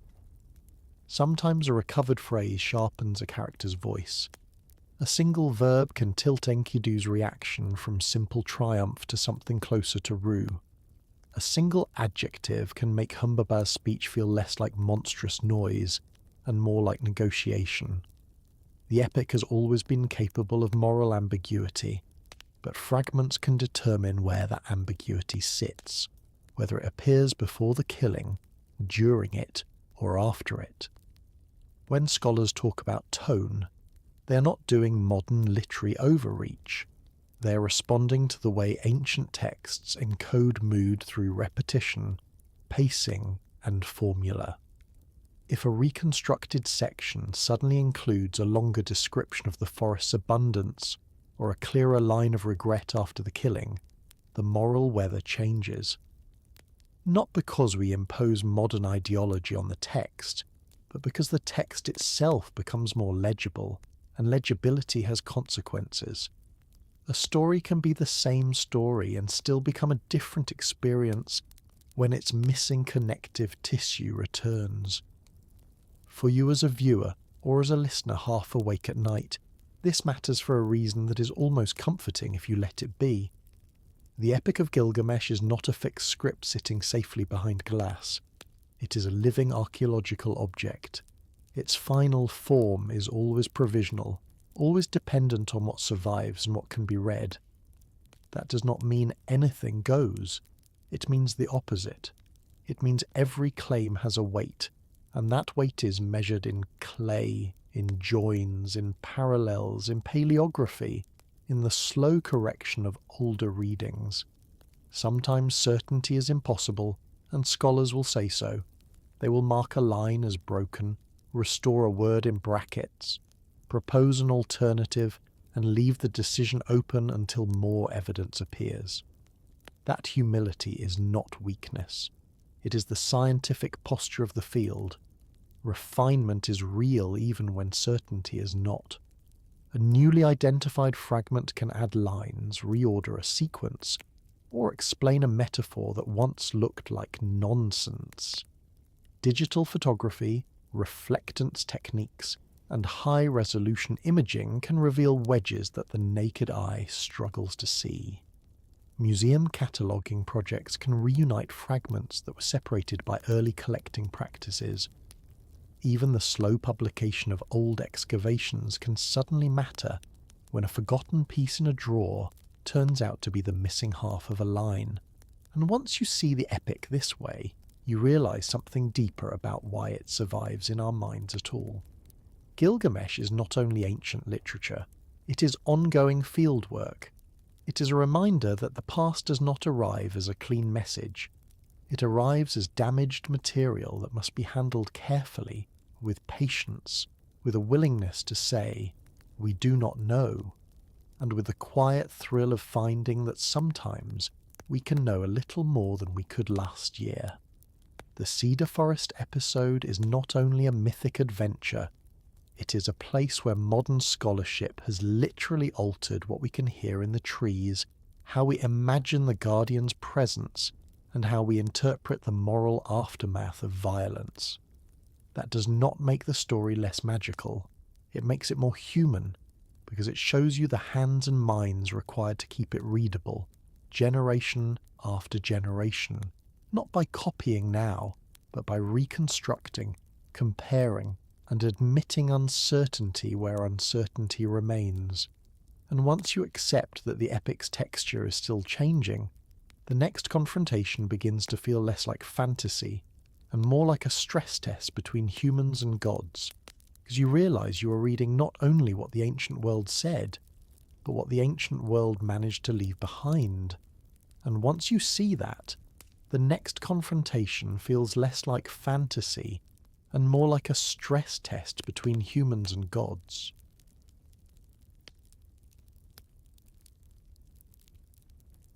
A city built to keep chaos out, and then chaos arrives anyway, not as an army you can negotiate with, but as a force that ignores your walls and your schedules. Why do ancient stories turn catastrophe into an animal you can stab? One honest answer is that catastrophe is unbearable when it stays formless. Floods do not have faces, drought does not argue, epidemics do not accept surrender. When an early city is struck by something that feels bigger than politics, bigger than even the gods' normal tempers, the human mind reaches for shape because shape can be named, and what can be named can be confronted. In the Epic of Gilgamesh, that shaping takes the form of a bull sent down from above, a creature so massive it feels like weather given bones. The Bull of Heaven episode is often retold as pure fantasy, a mythic boss battle dropped into the middle of an ancient poem, but if you listen to the way the story positions it, it reads like civic-scale crisis compressed into one impact. Terror, famine imagery, ruined stability, divine conflict, all condensed into a single event that the public can watch and remember. The bull is not only a monster, it is what disaster looks like when a city needs a narrative strong enough to hold fear. The revelation is that the bull arrives at a moment when the city is most vulnerable, not because its walls are weak, but because its density is its weakness. Urban life is an extraordinary invention, and also a fragile one. When you concentrate people, food stores, animals, and labour into one place, you gain efficiency and power, but you also create conditions where disruption spreads fast. A harvest failure is not a private problem anymore. It becomes rationing, unrest, and institutional strain. A flood can damage far more than one household. It can collapse canal banks and salt fields, and then the next season becomes uncertain. Disease ecology shifts when humans and domestic animals live close together, when water sources are shared, when refuse accumulates, when insects breed near standing water, when malnutrition lowers resistance. We do not know for certain which real historical anxieties shaped this particular episode at its earlier stages, because literature does not map cleanly onto events, and the epic moved through many centuries. Yet the logic remains historically grounded. A city is a machine that must keep functioning daily, and the moment that machine stutters, the consequences multiply. This is why the bull is imagined as a single shockwave rather than a slow decline. The poem is not writing a climate report. It is writing what panic feels like when a system you depend on begins to fail in front of everyone at once. Into that civic fragility, the epic brings Ishtar, and it is important not to simplify her into a cartoon villain. Mesopotamian deities are not tidy symbols. Ishtar, or Inanna in Sumerian tradition, is complex in the way real life is complex because she holds contradictory domains without apology. She's associated with erotic attraction and fertility language, but also with war, political power, and the dangerous edge of desire that can turn into possession. Ancient hymns and myths do not present her as gentle. They present her as potent, changeable, and capable of both blessing and ruin, the way a storm can bring needed rain and also destroy a roof. In the epic, her desire for Gilgamesh is not merely personal. It is a collision between human prestige and divine prerogative. Gilgamesh refuses her, and the refusal is framed not simply as prudence, but as memory, as awareness of the fate of earlier lovers, as if the king is refusing to be absorbed into the god's pattern of consumption. That matters because the story is not only about a goddess being rejected, it is about a boundary between human autonomy and divine demand, a boundary that the epic knows is unstable. When Ishtar turns from attraction to threat, the poem is dramatizing a terrifying truth of early religious thought. The same powers that provide abundance can also withdraw it. The goddess of sexuality and fertility can become the goddess of devastation, not because she has changed identities, but because the same force that makes life multiply can also make life collapse. So the bull is sent, and the bull functions as cosmic violence given shape. Bulls in the ancient Near East were not abstract animals. They were heavy, dangerous, valuable, and tied to the reality of agriculture and power. In imagery across Mesopotamia, bulls appear as symbols of strength, as temple offerings, as markers of wealth, and as creatures that can kill a man with ease. A bull is also a creature of the field, and the field is where a city's future is decided. When the epic turns catastrophe into a bull, it ties cosmic anger to the agricultural base that keeps Uruk alive. The narrative associations with famine and devastation in this episode are not random decoration. They sit naturally beside the older fear that the environment can shift beyond control. The southern plain depends on predictable water management, and anything that disrupts that predictability threatens everything built on it. Storms can breach canals. Drought can lower flow and ruin yields. Unseasonal weather can produce crop failure. We do not know whether the epic is echoing any specific drought memory, and it would be careless to claim that it is. But it is reasonable to say that the bull is an image that can carry multiple civic fears at once, because it is both a violent body and an agricultural one. It makes disaster legible as something that tramples the ground you need. The struggle is public, and that publicness is the story's point.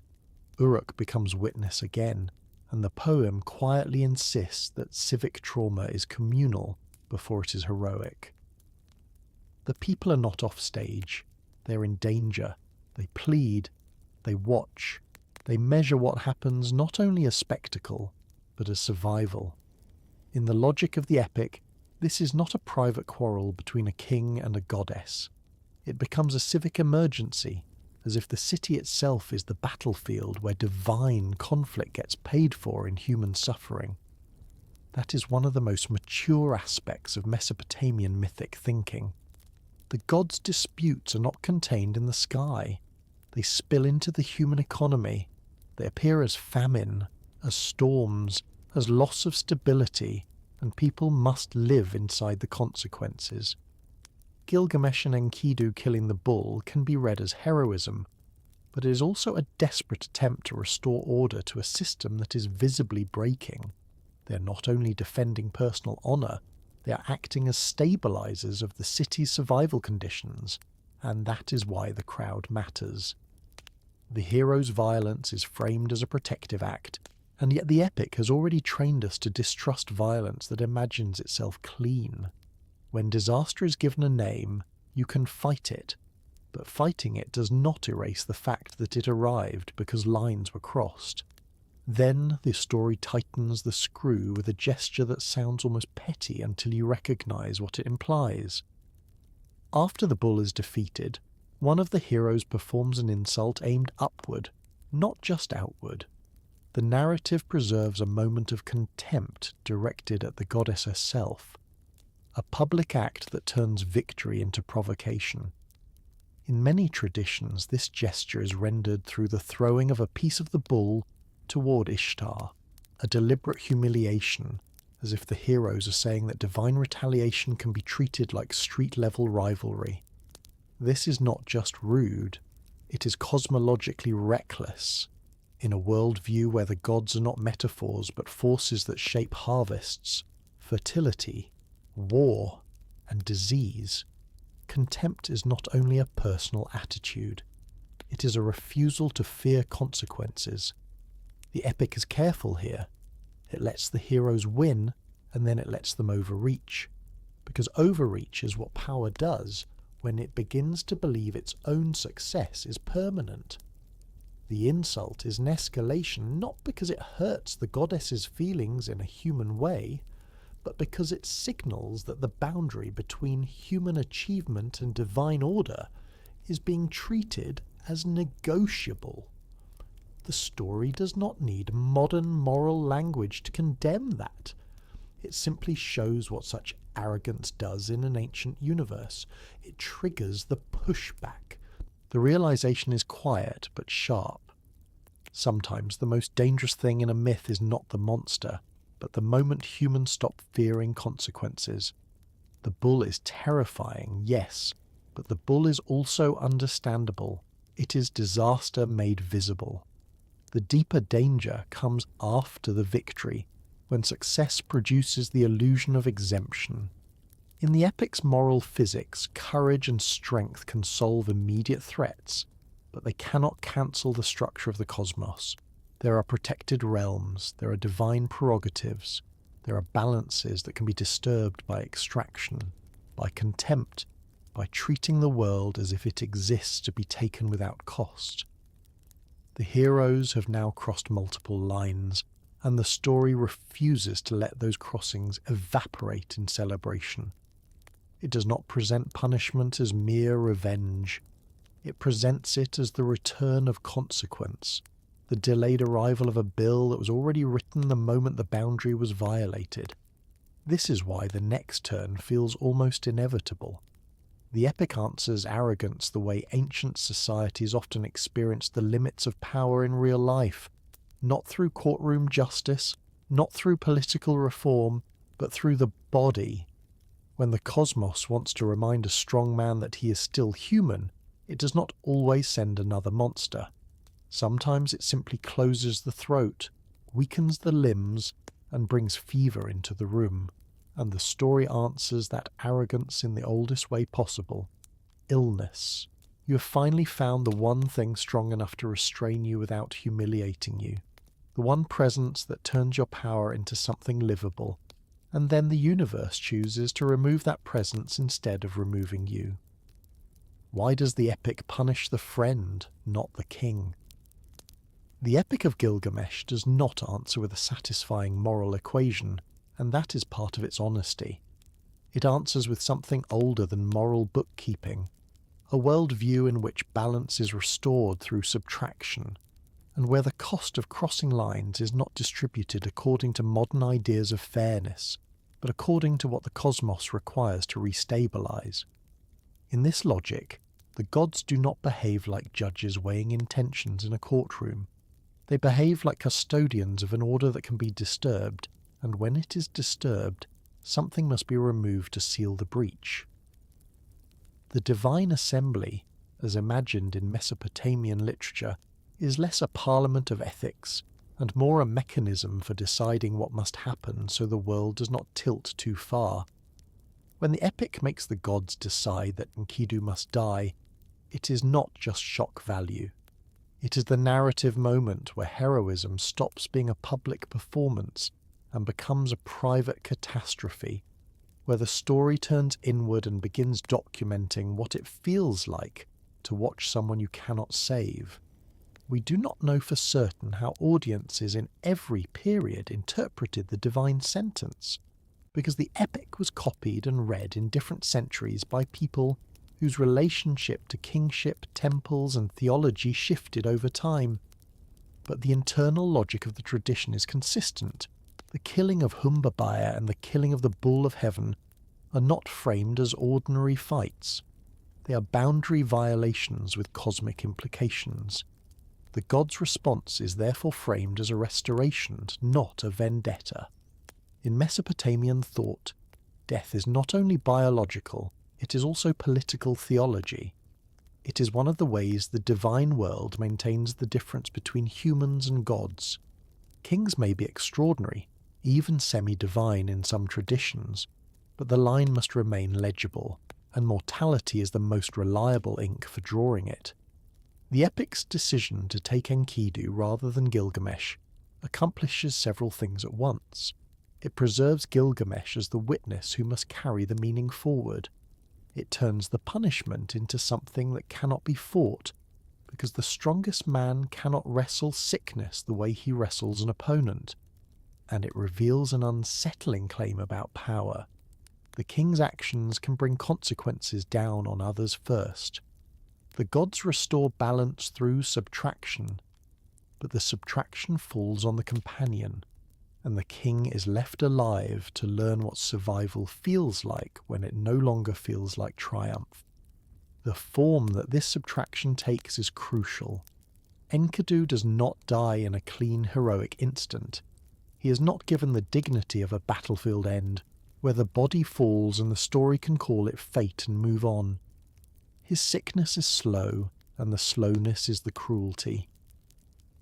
Mesopotamian literature often treats illness as a zone where divine displeasure, impurity, and misfortune overlap, not in a simplistic way, but as a recognition that suffering can feel like communication from an order beyond human control. Medical texts from ancient Mesopotamia show that people pursued practical treatments, remedies, and diagnoses, while also interpreting sickness through a theological lens that included divine anger, broken taboos, and the activity of malevolent forces. The epic does not turn into a medical manual, but it borrows the emotional truth of illness, that it traps the sufferer in time, that it makes the body unfamiliar, that it forces witnesses to sit with helplessness.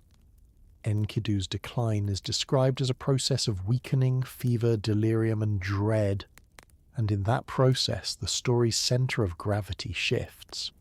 Up to now, danger has been something confronted outwardly. Now danger is inside a body, and the body is not persuadable.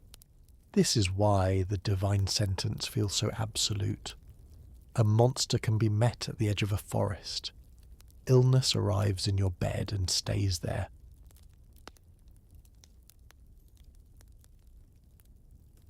What follows is lamentation, and the epic treats lamentation not as a decorative emotional scene but as a technology, a structured way of enduring what cannot be changed. In Mesopotamian culture, lamentation was not merely personal expression. It had professional forms and ritual uses. There were specialist mourners, formal laments for cities and temples, and a long tradition of speaking grief in ways that were meant to be heard by humans and gods alike. Lamentation does something very practical in a world where the dead do not simply vanish into abstraction. The dead become ancestors, ghosts, remembered obligations. The living must manage the boundary between the household and the underworld through offerings, remembrance, and correct speech. The epic captures this with Gilgamesh's response. He speaks to the dying, then to the dead, then to the world that allowed the death to happen. He names what was lost because naming is one of the only ways to keep loss from dissolving into wordless panic. He describes the friend not as a tool for adventures, but as a shared self, a mirror that made life coherent. In that sense, lamentation is a psychological technology. It gives the mind a script when the mind would otherwise fracture. It allows grief to become articulate enough to be carried. Enkidu's own speech during his decline, including his rage and his reconsiderations, also matters because it shows the epic's refusal to treat death as simple moral closure. The dying man is not serenely wise. He is furious, confused, bargaining, cursing, revising his curse, and grasping at meaning that will not settle. That messiness is one of the most historically believable things the epic does. It aligns with the fact that Mesopotamian views of the afterlife were often bleak compared to later traditions that promise moral reward. The underworld in many Mesopotamian texts is a place of dust, darkness, and diminished existence, not a paradise earned by virtue. The horror of dying is therefore not only fear of pain, it is fear of what comes after, a fear sharpened by the sense that even the brave and strong do not escape the same destination. When Enkidu approaches death, the epic allows him to embody that dread without softening it into comfort. That makes Gilgamesh's reaction more than sadness. It becomes a confrontation with a cosmology that offers stability at the cost of hope. The gods can restore balance, yes, but the restoration feels indifferent to human love, and that indifference is what destabilizes the hero's mind. This is Gilgamesh's first true defeat, and it is important that the defeat is not delivered by a creature he can strike. It is delivered by inevitability. The epic has already shown him confronting boundaries in forests and in the sky's violence. But those confrontations still allowed the fantasy of agency. If you are strong enough, if you are brave enough, if you have a companion, you might win. Enkidu's death destroys that fantasy without needing to argue against it. It simply removes the friend and leaves the king alive inside the aftermath. That is why the question of the epic changes here. Before, the central pressure was fame, the desire to do something large enough to outlast time, to carve a name into the future. Now the pressure becomes survival, but not survival as continued breathing. Survival as continued sanity. Survival as living in a world where love can be erased by a decision you cannot appeal. The friendship that stabilized power now destabilizes the hero's mind because it proves attachment is not protected. The epic does not sentimentalize this, it treats it as a cognitive shock. Gilgamesh has known death exists. Everyone knows that. What he learns now is that death is not a distant rule. It is a theft that can enter the room and take the one person who made your life intelligible. This is also where the epic becomes, in a quiet way, a document of grief rather than a chronicle of feats. Grief is not just emotion in the poem, it is a force that reorganizes the world. It changes how Gilgamesh perceives the city, the wilderness, the gods, and his own body. It turns every familiar place into a reminder of what is missing. It turns the future into a narrowing corridor. In many cultures, grief is described as a weight. Here it is more like a lens. It makes the world sharper and harsher because it removes the illusion that anything is safe, simply because it is loved. The epic suggests, without preaching, that human beings do not become fully aware of mortality through philosophy alone. They become aware through attachment and loss. That is why the God sentence targets the friend. It is not only punishment, it is instruction delivered through pain, a lesson that cannot be forgotten because it is carved into the nervous system. Gilgamesh's transformation does not come from moral reform in the abstract. It comes from being forced to watch someone die and realizing that the same law is waiting for him, and that no wall and no victory has changed that. And once death becomes personal, the world becomes a map of obstacles.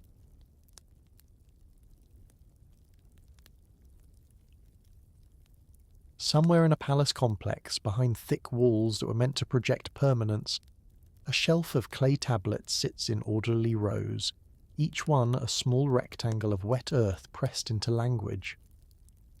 What if immortality in this story is not a plant, but a shelf of tablets that barely survived fire? It is an uncomfortable kind of irony that a poem obsessed with the limits of the human body reaches us mostly because a library was destroyed. The Epic of Gilgamesh, in the form many modern readers recognize as the standard Babylonian epic, is not preserved because it was always cherished safely and continuously. It is preserved because scribes kept copying it, courts kept collecting it, and then war did what war does, turning rooms into rubble and shelves into collapse. Clay does not rot, but it can still be smashed. Fire can ruin a city, and yet it can also harden unfired tablets into ceramic, accidentally improving their survival odds. When you hold that contradiction in your mind, the epic's own obsession begins to echo in the material record. The story wants wholeness, and the artifact refuses it. The closest thing to immortality in this world is not an unbroken chain. It is a pattern of copying that can tolerate interruption, because someone, somewhere, later, will copy again. The revelation that matters here is simple and strange. Much of what we call the epic's standard form is known through manuscripts that passed through major collections, including the Assyrian Palace Library tradition, copied, archived, and later shattered. In the first millennium before the Common Era, the Assyrian Empire built a machinery of administration that depended on writing at scale, and alongside that machinery sat an equally ambitious machinery of scholarship. Kings wanted omens, rituals, lexical lists, histories, hymns, epics, and technical texts that could be consulted, compared, and used. The figure most often associated with the Great Palace Library at Nineveh is Ashurbanipal, a king of the 7th century before the Common Era, whose reign is remembered for military campaigns and for the deliberate gathering of texts. We do not know exactly what his personal reading habits were beyond what royal inscriptions choose to claim, but the evidence from the tablets themselves suggests a systematic effort to assemble knowledge from across Mesopotamia. That effort was not only cultural vanity, it was governance.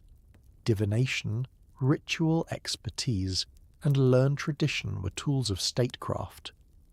When courts collected stories like Gilgamesh, they were also collecting models of kingship, language, and inherited wisdom, and they were supporting the scribal class that made the empire's decision-making feel anchored in precedent. A poem about a king who learns limits belongs naturally on a shelf in a palace where power is trying to believe it has none. To understand why this matters, you have to look at the act of copying itself, which is never neutral.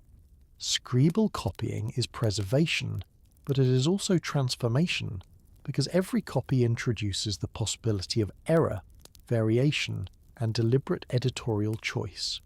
Cuneiform writing is precise, and yet the physical act of pressing wedges into clay is human. A hand can slip. A sign can be abbreviated. A line can be skipped. A scribe can misread a damaged exemplar. A teacher can insist on a preferred spelling. A local tradition can preserve an older phrasing while another tradition smooths it into a newer style. In some cases, changes are not mistakes at all. They are corrections, harmonizations or updates, meant to keep a text intelligible to new audiences. This is one reason the epic exists as a tradition rather than as a single-authored book. Even when later versions look coherent, they sit on top of earlier layers of narrative, language, and performance practice. When scholars speak about a standard form, they're describing an editorial tendency, not a sacred original. The standard version is a stabilized arrangement that became influential because it was copied widely, especially in scholarly contexts. It is less like a single manuscript and more like a widely adopted configuration of a story, a configuration that could still tolerate small shifts without collapsing. The epic survives not by freezing, but by being copied enough times that it can endure a little drift. Palace libraries and scholarly networks were the infrastructure that made this level of copying possible. The scribal world of the first millennium before the Common Era was not an isolated priesthood in one city. It was a set of connected institutions that shared texts, methods, and prestige. Tablets could be copied in temple schools, in private scholarly households, and in court settings where learned men were employed to interpret omens, maintain ritual correctness, and preserve linguistic knowledge. A library in this sense was not only a room full of stories, it was an archive of techniques for reading the world. That is why you find epics alongside omen series, medical texts, ritual instructions, lexical lists, and bilingual exercises. The same scribes who could copy a line of Gilgamesh might also copy a tablet about liver omens, or compile lists of Sumerian words with Akkadian equivalents, or record royal inscriptions. The epic moved within that world as both literature and training material, something a scribe might copy to practice difficult signs, elevated language, and the rhythm of a prestigious tradition. Many tablets include colophons, short notes that can name the scribe, indicate the tablet's place within a series, warn against theft, or state that the tablet has been checked. These are tiny human fingerprints on the edge of a great story, reminding you that the epic's survival depended on labour, boredom, pride, and discipline. Then the library breaks, and what survives is shaped by the way it broke. When Nineveh fell in 612 before the Common Era, the destruction of the city did not politely preserve its archives. Rooms collapsed, shelves fell, tablets shattered, fires burned through administrative spaces and palaces. Some tablets were baked and hardened, others were cracked and warped. Many became fragments that could no longer be read without reconstruction. Centuries later, excavations in the 19th century of the Common Era brought thousands of tablets and fragments to museums, especially to collections that would become central to Assyriology. The story of discovery is therefore inseparable from the story of dispersal. Pieces of the same work can end up in different drawers, in different museums, catalogued under different numbers, sometimes recognised only later as belonging together. What we call the epic becomes a best fit reconstruction, assembled from overlapping witnesses that preserve different portions of the text. The order of tablets can be inferred from catchlines, from colophons, from parallels, from the internal logic of the narrative, and from editorial traditions that treat the epic as a sequence. But in practice, the reconstruction is always a negotiation with missing matter. A line that is broken at a critical moment can force scholars to rely on a parallel copy from a different site or a different century, and that parallel may not match perfectly. A scene that seems clear in translation may sit on top of several restorations where a word is plausible rather than certain. The epic is not a single, uninterrupted artifact. It is an argument built from evidence. The long manuscript lifespan is what makes that argument possible. Copies of the Gilgamesh tradition span many centuries of the first millennium before the Common Era, and they appear across multiple sites, not only in Assyria but also in Babylonia and beyond. This wide distribution is a form of resilience. If the epic were preserved only in one archive, one catastrophic event could erase it entirely.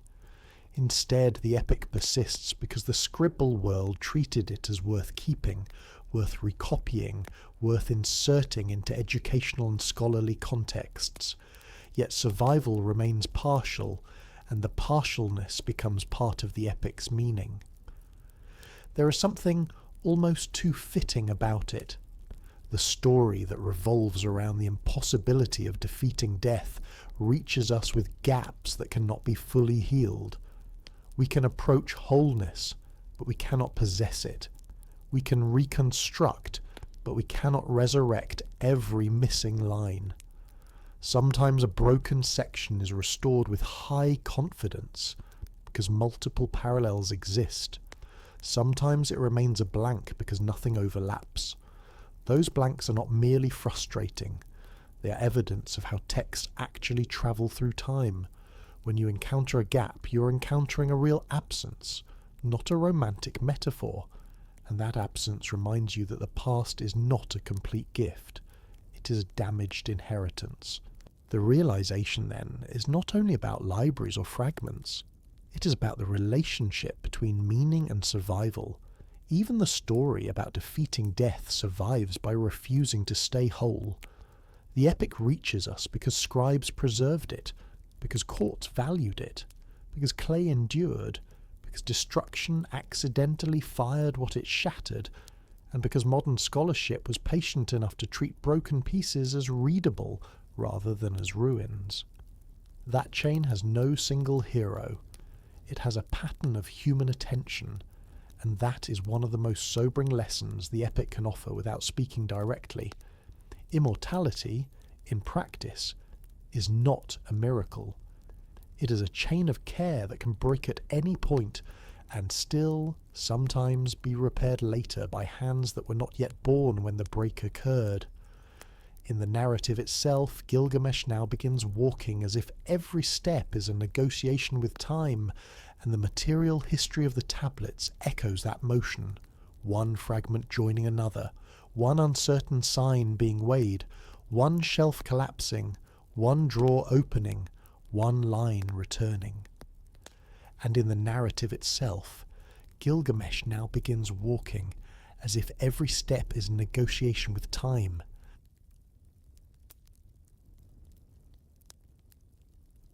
A man who once measured his greatness by walls and victories now measures it by whether his feet can keep moving across ground that seems designed to reject him. Why does the search for immortality always require landscapes that feel unlivable? The Epic of Gilgamesh answers with a geography that is less like a map and more like a sequence of refusals. Mountains that narrow into passages where light disappears, guardians that exist to make turning back feel inevitable, waters that kill by mere contact, and a distant shore where the goal does not rise to greet you. The journey after Enkidu's death is not only a quest, it is a gradual stripping away of heroic certainty, and the epic uses space to do the stripping. The farther Gilgamesh travels, the less the world behaves like a stage built for kings. It becomes an indifferent system of terrain, rules and limits, and in that system his name stops working. This is not modern existentialism laid on top of an old poem.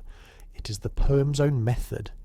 It turns geography into psychology by making the physical world enact the internal shift from confidence to desperation, from public triumph to private pleading.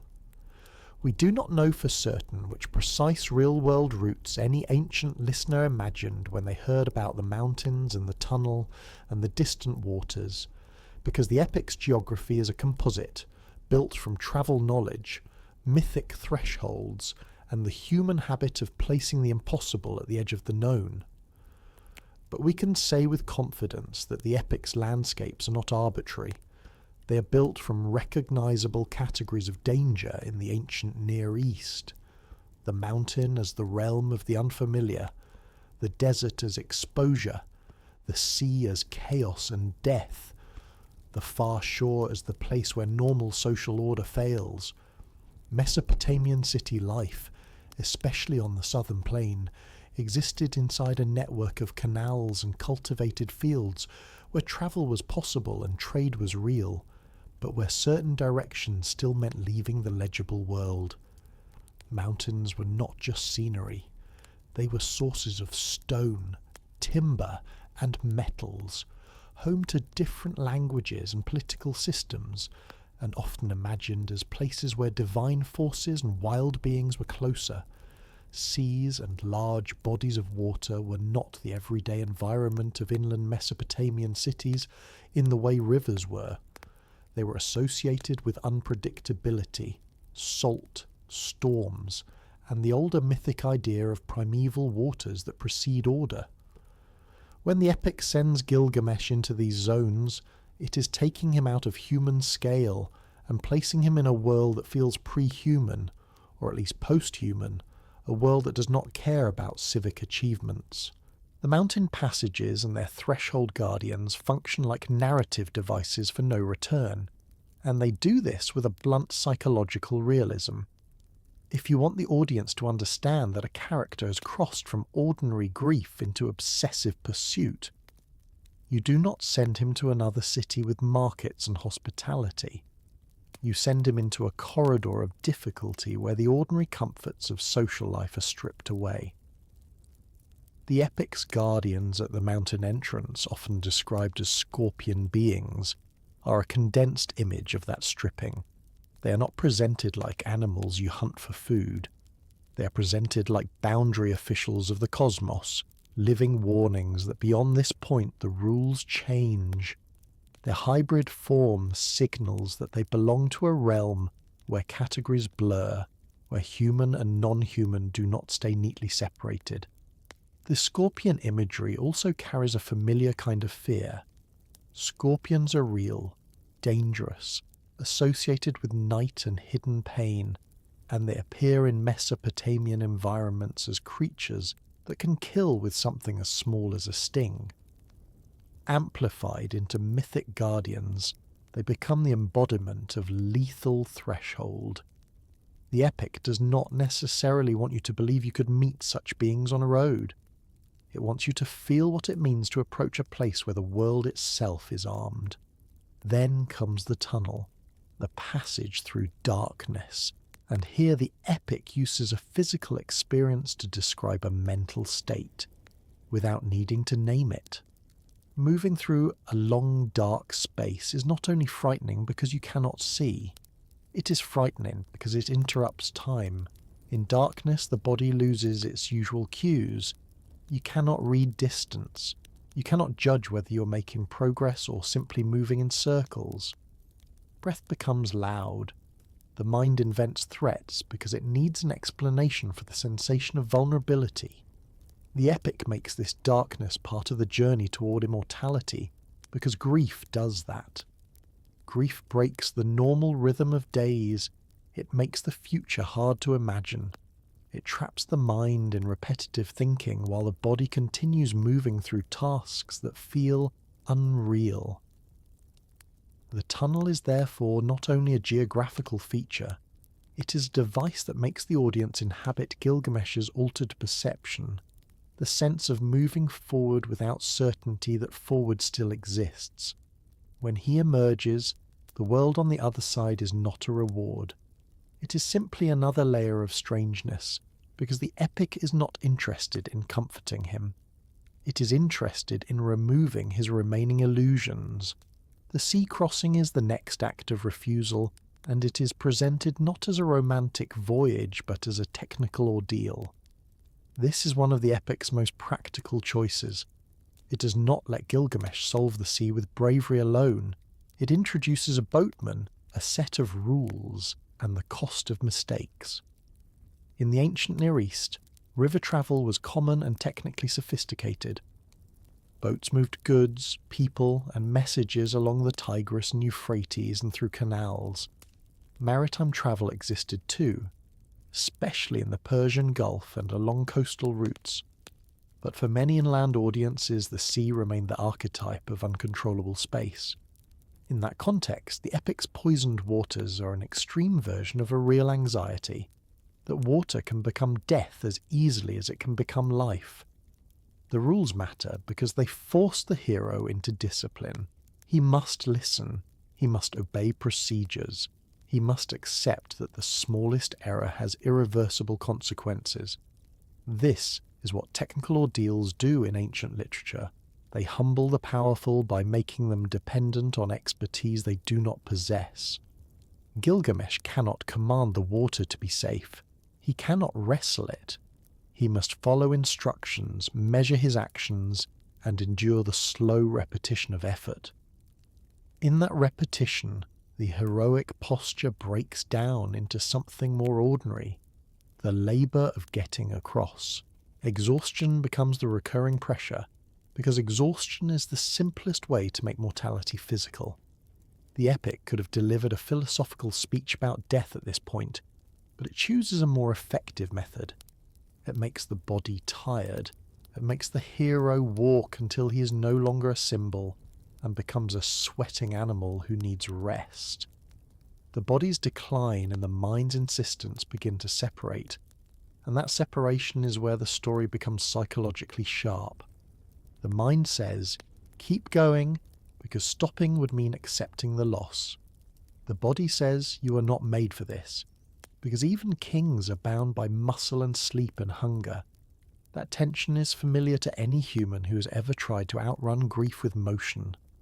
You can walk for days, and still you carry the same fear. The epic allows that reality to settle into the journey. It turns travel into an endurance test where the environment is less an enemy than a mirror, reflecting back the truth that the hero's will is not the same thing as his capacity. Each new obstacle is not only a barrier, it is an argument against his belief that wanting something enough can make it real. And then comes one of the epic's quietest horrors, reaching the goal and finding it unimpressed by you. Gilgamesh's destination is not a throne room that gasps at his arrival. It is a distant dwelling at the edge of the world where the flood survivor lives in a kind of removed existence. The very idea of a man who has outlived normal human limits is already destabilizing, because it suggests that immortality is possible, but only as an exception that proves the rule. When Gilgamesh arrives, he expects that his suffering and his status will matter, that his journey will have purchased him attention or pity. Instead, the epic confronts him with a figure who does not respond like a fan or a servant. The flood survivor responds like someone who's already seen the limits of human pleading. This is not cruelty. It is the perspective of distance.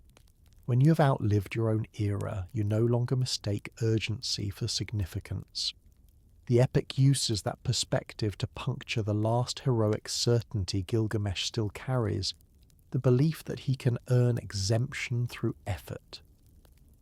The unimpressed response is the narrative equivalent of cold water on a fevered mind.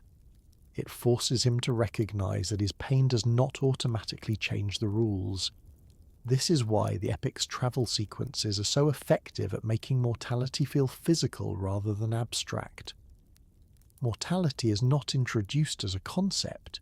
It is introduced as a series of limits encountered through the senses: darkness, thirst, distance, poisonous water, fatigue, instruction, and the small humiliations of needing guidance. The farther he goes, the less the universe responds to his status, until he feels like any other man. That is the journey's real destination, not immortality itself, but the moment when the hero becomes ordinary in his own perception. The epic does not destroy him with a monster, it dissolves him with indifference. It shows him that the world can be vast without being hostile, and that vastness is enough to humble anyone. In a way, this is the most compassionate form of correction the story offers, because it replaces the fantasy of specialness with the steadier truth of commonality. If death is unavoidable, then being a king does not make it more avoidable. It only makes the learning sharper, and then the flood survivor speaks, and the story becomes older than the hero himself. After everything, after the mountains and the darkness and the water that will not forgive mistakes, the thing that looks most like immortality is suddenly small enough to fit into a tired hand. If immortality exists for a moment in your hands, why does it still slip away? The Epic of Gilgamesh makes that question sting because it does not answer with a philosophical speech first.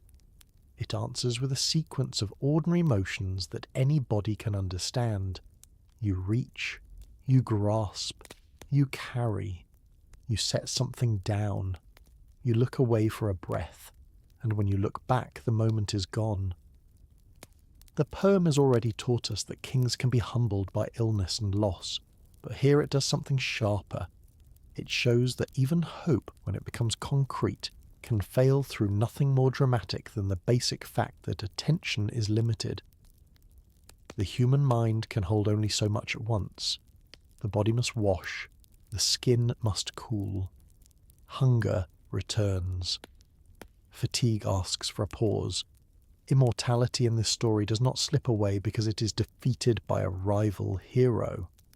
It slips away because life keeps insisting on being life, and life includes distraction, routine, and the small vulnerable gaps where fate can enter without knocking.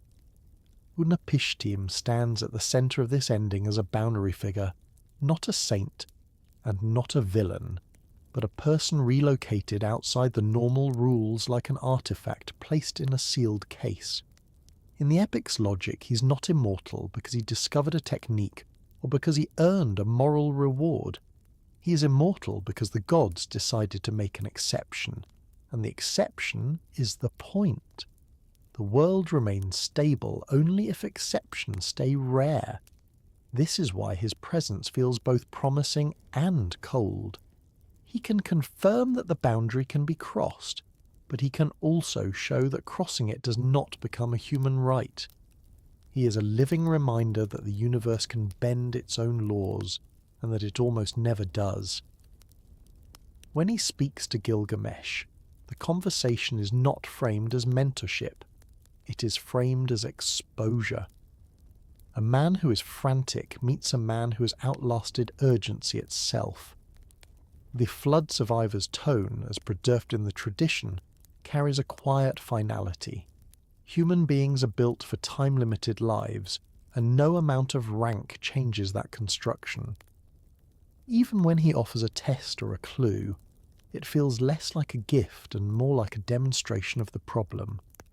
If you cannot even master sleep, the most basic surrender of consciousness, what makes you think you can master death? The epic is not mocking the hero here. It is lowering him to the scale where the real argument can be heard. Then comes the plant, and it is important that the plant is not presented as true eternity. It is a temporary hope, a promise of rejuvenation rather than the abolition of mortality.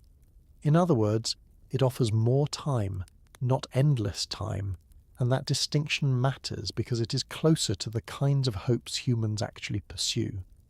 Most human longing is not for infinite existence. It is for reversal, for a return to strength, to appetite, to the body that does not ache. The plant sits inside that longing.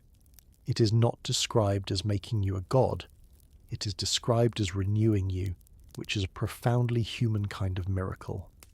In a world without modern medicine, the fantasy of rejuvenation would not have sounded like a luxury. It would have sounded like rescue. And yet the epic refuses to let even this smaller miracle become secure. Gilgamesh achieves the technical feat of obtaining it, and for a moment the story lets the audience breathe in the possibility that he might at least carry something home. But it does not let that possibility settle into triumph. The plant must remain precarious, because if the poem allowed a stable biological workaround, the central human condition would be rewritten. The story is too old and too clear-eyed for that. It has been walking toward an answer that does not depend on supernatural pharmacology. The snake arrives as the simplest biological image the epic could choose, and that is why it works. Shedding skin is renewal without wisdom, a kind of newness that does not require understanding. The snake does not learn a lesson. It does not become morally better. It simply continues. It takes the plant because it is drawn to it, and the result is not a grand theft but an instinctive event. This is where the epic becomes painfully honest about the nature of loss. Some losses happen because someone chooses to harm you, and those are easier to narrate, because blame gives the mind a shape to hold. Other losses happen because the world is full of living things doing what they do. The snake does not hate Gilgamesh. It does not even recognize his story.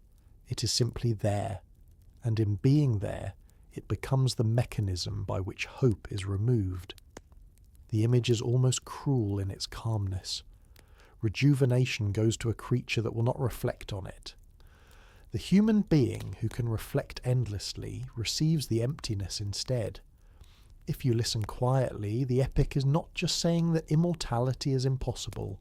It is saying that even when something like renewal is possible in nature, it belongs to biology first, not to meaning. Skin can be replaced. Time cannot. So the ending turns, and it turns towards something that looks, at first glance, like surrender. Gilgamesh returns to Uruk's walls, and the poem makes a deliberate choice here. It could end with a moral. It could end with a prayer. Instead, it ends with architecture and governance as the human-scale answer, the only kind of permanence a city can realistically build. The walls matter not because they defeat death, but because they outlast single bodies. They are communal time made visible. They require labour, planning, administration, food storage, schedules, discipline, and the ability to coordinate strangers. In other words, they are not merely stone and mud brick. They are a system. The epic has spent the whole story testing the limits of individual greatness, and here it quietly pivots to collective endurance. You cannot make yourself immortal, but you can participate in something that continues. That continuation is not spiritual consolation, it is civic reality. The city persists through repair, through taxation, through governance, through people who will never meet you, but will live behind what you built. The poem does not pretend this is a perfect substitute. It is, at best, the closest thing humans reliably achieve. A wall does not keep grief out, but it keeps a memory of order standing against the erosion of time and flood and war. And then, without breaking its calm voice, the epic does something that still feels modern. It redirects immortality from the body to the record. Gilgamesh's final legacy is not a potion in his veins, but the fact that his story can be pressed into clay, copied, carried, lost, found, argued over, and still read. The most literal proof of that is uncomfortable, because it reminds us that ancient literature is not only a museum object, it is also a contested material thing. In the early years of the 21st century of the Common Era, a tablet bearing a portion of the epic, often called the Gilgamesh Dream Tablet, became the subject of seizure forfeiture proceedings, and eventual return to Uruk after a court order in the United States. He Story's modern afterlife includes legal language, provenance disputes, museum display decisions, and repatriation ceremonies, which means the epic is not only alive in translation, it is alive as property, as evidence, as a matter of law and ethics in the present. That is not an inspiring add-on. It is the continuation of the epic's central tension. Who gets to hold the past, who gets to claim it, and what it means to possess something that was never meant to belong to one person. Clay tablets, by surviving, become objects that attract desire, prestige, and conflict, just like the plant did, except now the struggle is not between heroes and snakes. It is between institutions, collectors, nations, and the slow work of proving origins. The realization settles in quietly if you let it. The epic does not defeat death. It identifies the only victory humans reliably achieve, leaving something that outlasts the body, not forever, not untouched, not safe from theft or fire or misunderstanding, but long enough to be recovered by other minds. Even the poem itself has survived by refusing to stay whole, by enduring as fragments and copies and reconstructions. The hero fails to keep rejuvenation, but the story keeps moving. The wall still stands in imagination. The tablet still bears wedges. The name still crosses centuries, not because death was denied, but because humans keep building containers for memory, and then other humans keep opening them. That is the trade at the end of Gilgamesh. You lose the body, you gain the record. It is not a fair trade, and the poem never pretends it is, but it is the one trade that keeps happening across human history with eerie consistency, from mud brick to clay to shelves to courts to museums to quiet readers awake late at night. And somewhere between clay and breath, the oldest sphere keeps learning new languages. In the end, Gilgamesh does not find forever in his veins, but in the strange human habit of turning loss into something that can be carried.